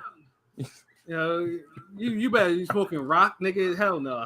He's like, hey, nigga, I ain't one of these Doja niggas you just giving shows to, nigga. Yeah, no, keep that shit with King P and Pollard, nigga. Yeah, I need my Eagles to win their week 1 game against Pats first before I get on the podcast and tell them niggas that Eagles. So y'all doing a first week review? Hell yeah, absolutely. Oh, okay. Yeah, because motherfuckers need to hear that Eagles are number 1 for me. Like, they got to hear. It makes no sense to do a week 1 review if we're not doing a preview before the season actually starts. I mean, King P, I feel you, King P, but this like, yeah, we got to. It's like I got to do a give or take, unless y'all want to do it. Because if y'all want to do it, then. If that's 3 against 1, then Pack will show up if he want. Like, no, we gotta do a preview. I know Rome likes talking. Because honestly, I feel like y'all should do a preview. Like, no, we should do a preview. I'm nothing against a preview, but I'm not doing that about preseason though. Fuck the preseason. No, not preseason. I'm talking about. You ain't gotta do no pre. When I said preseason, I mean like I guess it'll be a preseason, like a show before the season starts. About the upcoming season, the regular. Yeah, about the upcoming season. Yeah, regular preseason. You know, I watch a little. I know. I don't follow preseason football enough to even be like, damn, there's something going on. Like y'all want to talk about? Nah. But King P had a good idea with the wrestling, and I see the chemistry and shit. Like y'all niggas could knock that out. Like whenever y'all want. Yeah, and before I go on to my final thoughts. Deontay Jones, I'm gonna let you know something right now. Ain't no Cowboys love up in this motherfucker, man. Like, ain't the Cowboys are bums. You know what I'm saying? You know, it's Eagles up, Cowboys down always. Like, you know what I'm saying? Like, them niggas is trash. You know, Dak is trash. All them niggas is garbage, bro. You know what I'm saying? Dallas sucks. You know what I mean? Like, they ain't been shit. Nigga, like, hey, nigga, say that for the preview show, nigga. Nah, nigga, NFC East smoke is all year, nigga. 24/7, 365. Fucking Cowboys, nigga. Fuck Jerry. You know what I'm saying? Like, it's Eagles, nigga. That's why Errol Spence lost that fucking fight, because nigga visited the facilities. Nigga should have visited the link, nigga. You would have heard some real shit. Nigga should have visited Keith Thurman, nigga. Fuck all that. In Texaco, I mean, I respect Steelers. You know, I respect them, but you know, so for some reason, them motherfuckers haven't had a losing record in about 20-something years, which is amazing. Hey, don't say yo. He said you. Okay, my bad. Yeah, that's Pat, nigga. If I ever get to Texas and Dallas, I don't want niggas be. Hey, which one of them ring gang niggas was you? I'm like, no, wait. Hey, man, we show our faces now. I said that shit. Pat Scorpio said that shit, nigga. I'm the one who said fuck Dallas and fuck Gerald and fuck that, nigga. All them niggas die, son. You know what I'm saying? Like, you niggas ain't no Super Bowl wins for you niggas, man. All right, Tupac, we gotta end the hit 'em up session, nigga. All right, you see, you got me all worked up because this nigga said Cowboys fans. You know, I stay on code, bro. I can't help it. I ain't tell this nigga to post that shit. But yeah, 2 things, man. Number 1, the new season of Winning Time starts tonight. So if you're a fan of Winning Time, tonight? Damn it! Hell yeah, nigga. I was gonna watch the Clone Tyrone. Shit, I gotta put Winning Time on. All right, never mind. Yeah, this nigga said I was gonna watch that Clone Tyrone. Did it already drop? Yeah, probably just dropped this now. Huh? Oh, shit. Yeah, and then the season premieres tonight. And then 2, y'all Spence fans, like, it's only a fight, yo. Y'all need to be easy. Like, stop crying. Like, he lost. If Spence can take it, so can y'all. Like, y'all need to be quiet. No, that one DC Bama that was like Errol Spence. It felt like a family member died. Did y'all see that? Yeah, I saw that one. That dude needs to be. That dude's a sociopath. I felt bad for him, but like the Spence fans deserve like the Bird Box. You know, they had to watch that fucking shit, man, for all the shit they were talking, because they were talking a lot of shit. Yeah, it's the truth. But see, I just don't like how they convinced like everyone else to just hate on Keith Thurman, like, because before it was just Spence stands, but somehow they convinced the whole population of boxing that Keith Thurman is irrelevant, and this was a former unified champion and only lost to an all-time great, and somehow he's irrelevant. So that's my bone to pick with that nigga. Like, so I don't feel no way he lost anyway. So right. And you see, Deontay Jones says, I'm gonna keep cool because it's 12:10 and I need to get up out of here, bro. But we're gonna talk again about this, nigga. Like, this shit ain't over yet, motherfucker. So yeah, So yeah, winning time starts tonight, and y'all Spring fans need to get over it. And again, we thank y'all for listening and tuning into our show. It's already on Max, so it's already on there. So my fault. Just want to say. Yes, Pilot. I was letting people know. Sorry. Yeah, and then like I said, boxing, we still on up and up, and then again, we love thank y'all for. I know our YouTube, we've been getting upticks, everything's been increasing, so just keep supporting our YouTube. Go to our website, everything like that. You'll get all the knowledge you need in the sport, as well as some other topics that we talk about. You know what I'm saying? And football season can't come soon enough because Deontay, we're gonna talk, nigga. Like this ain't over. Like you gotta hear me every week now. Eagles is number one. You done started something. You can't, with this cowboy shit. What the fuck is a cowboy, anyways, nigga? Niggas, all they do is they wear bell bottoms and jump around and rope and shit, nigga. What the fuck is going on, nigga? But let me get cool down now. I'm about to get out of here, man. Damn.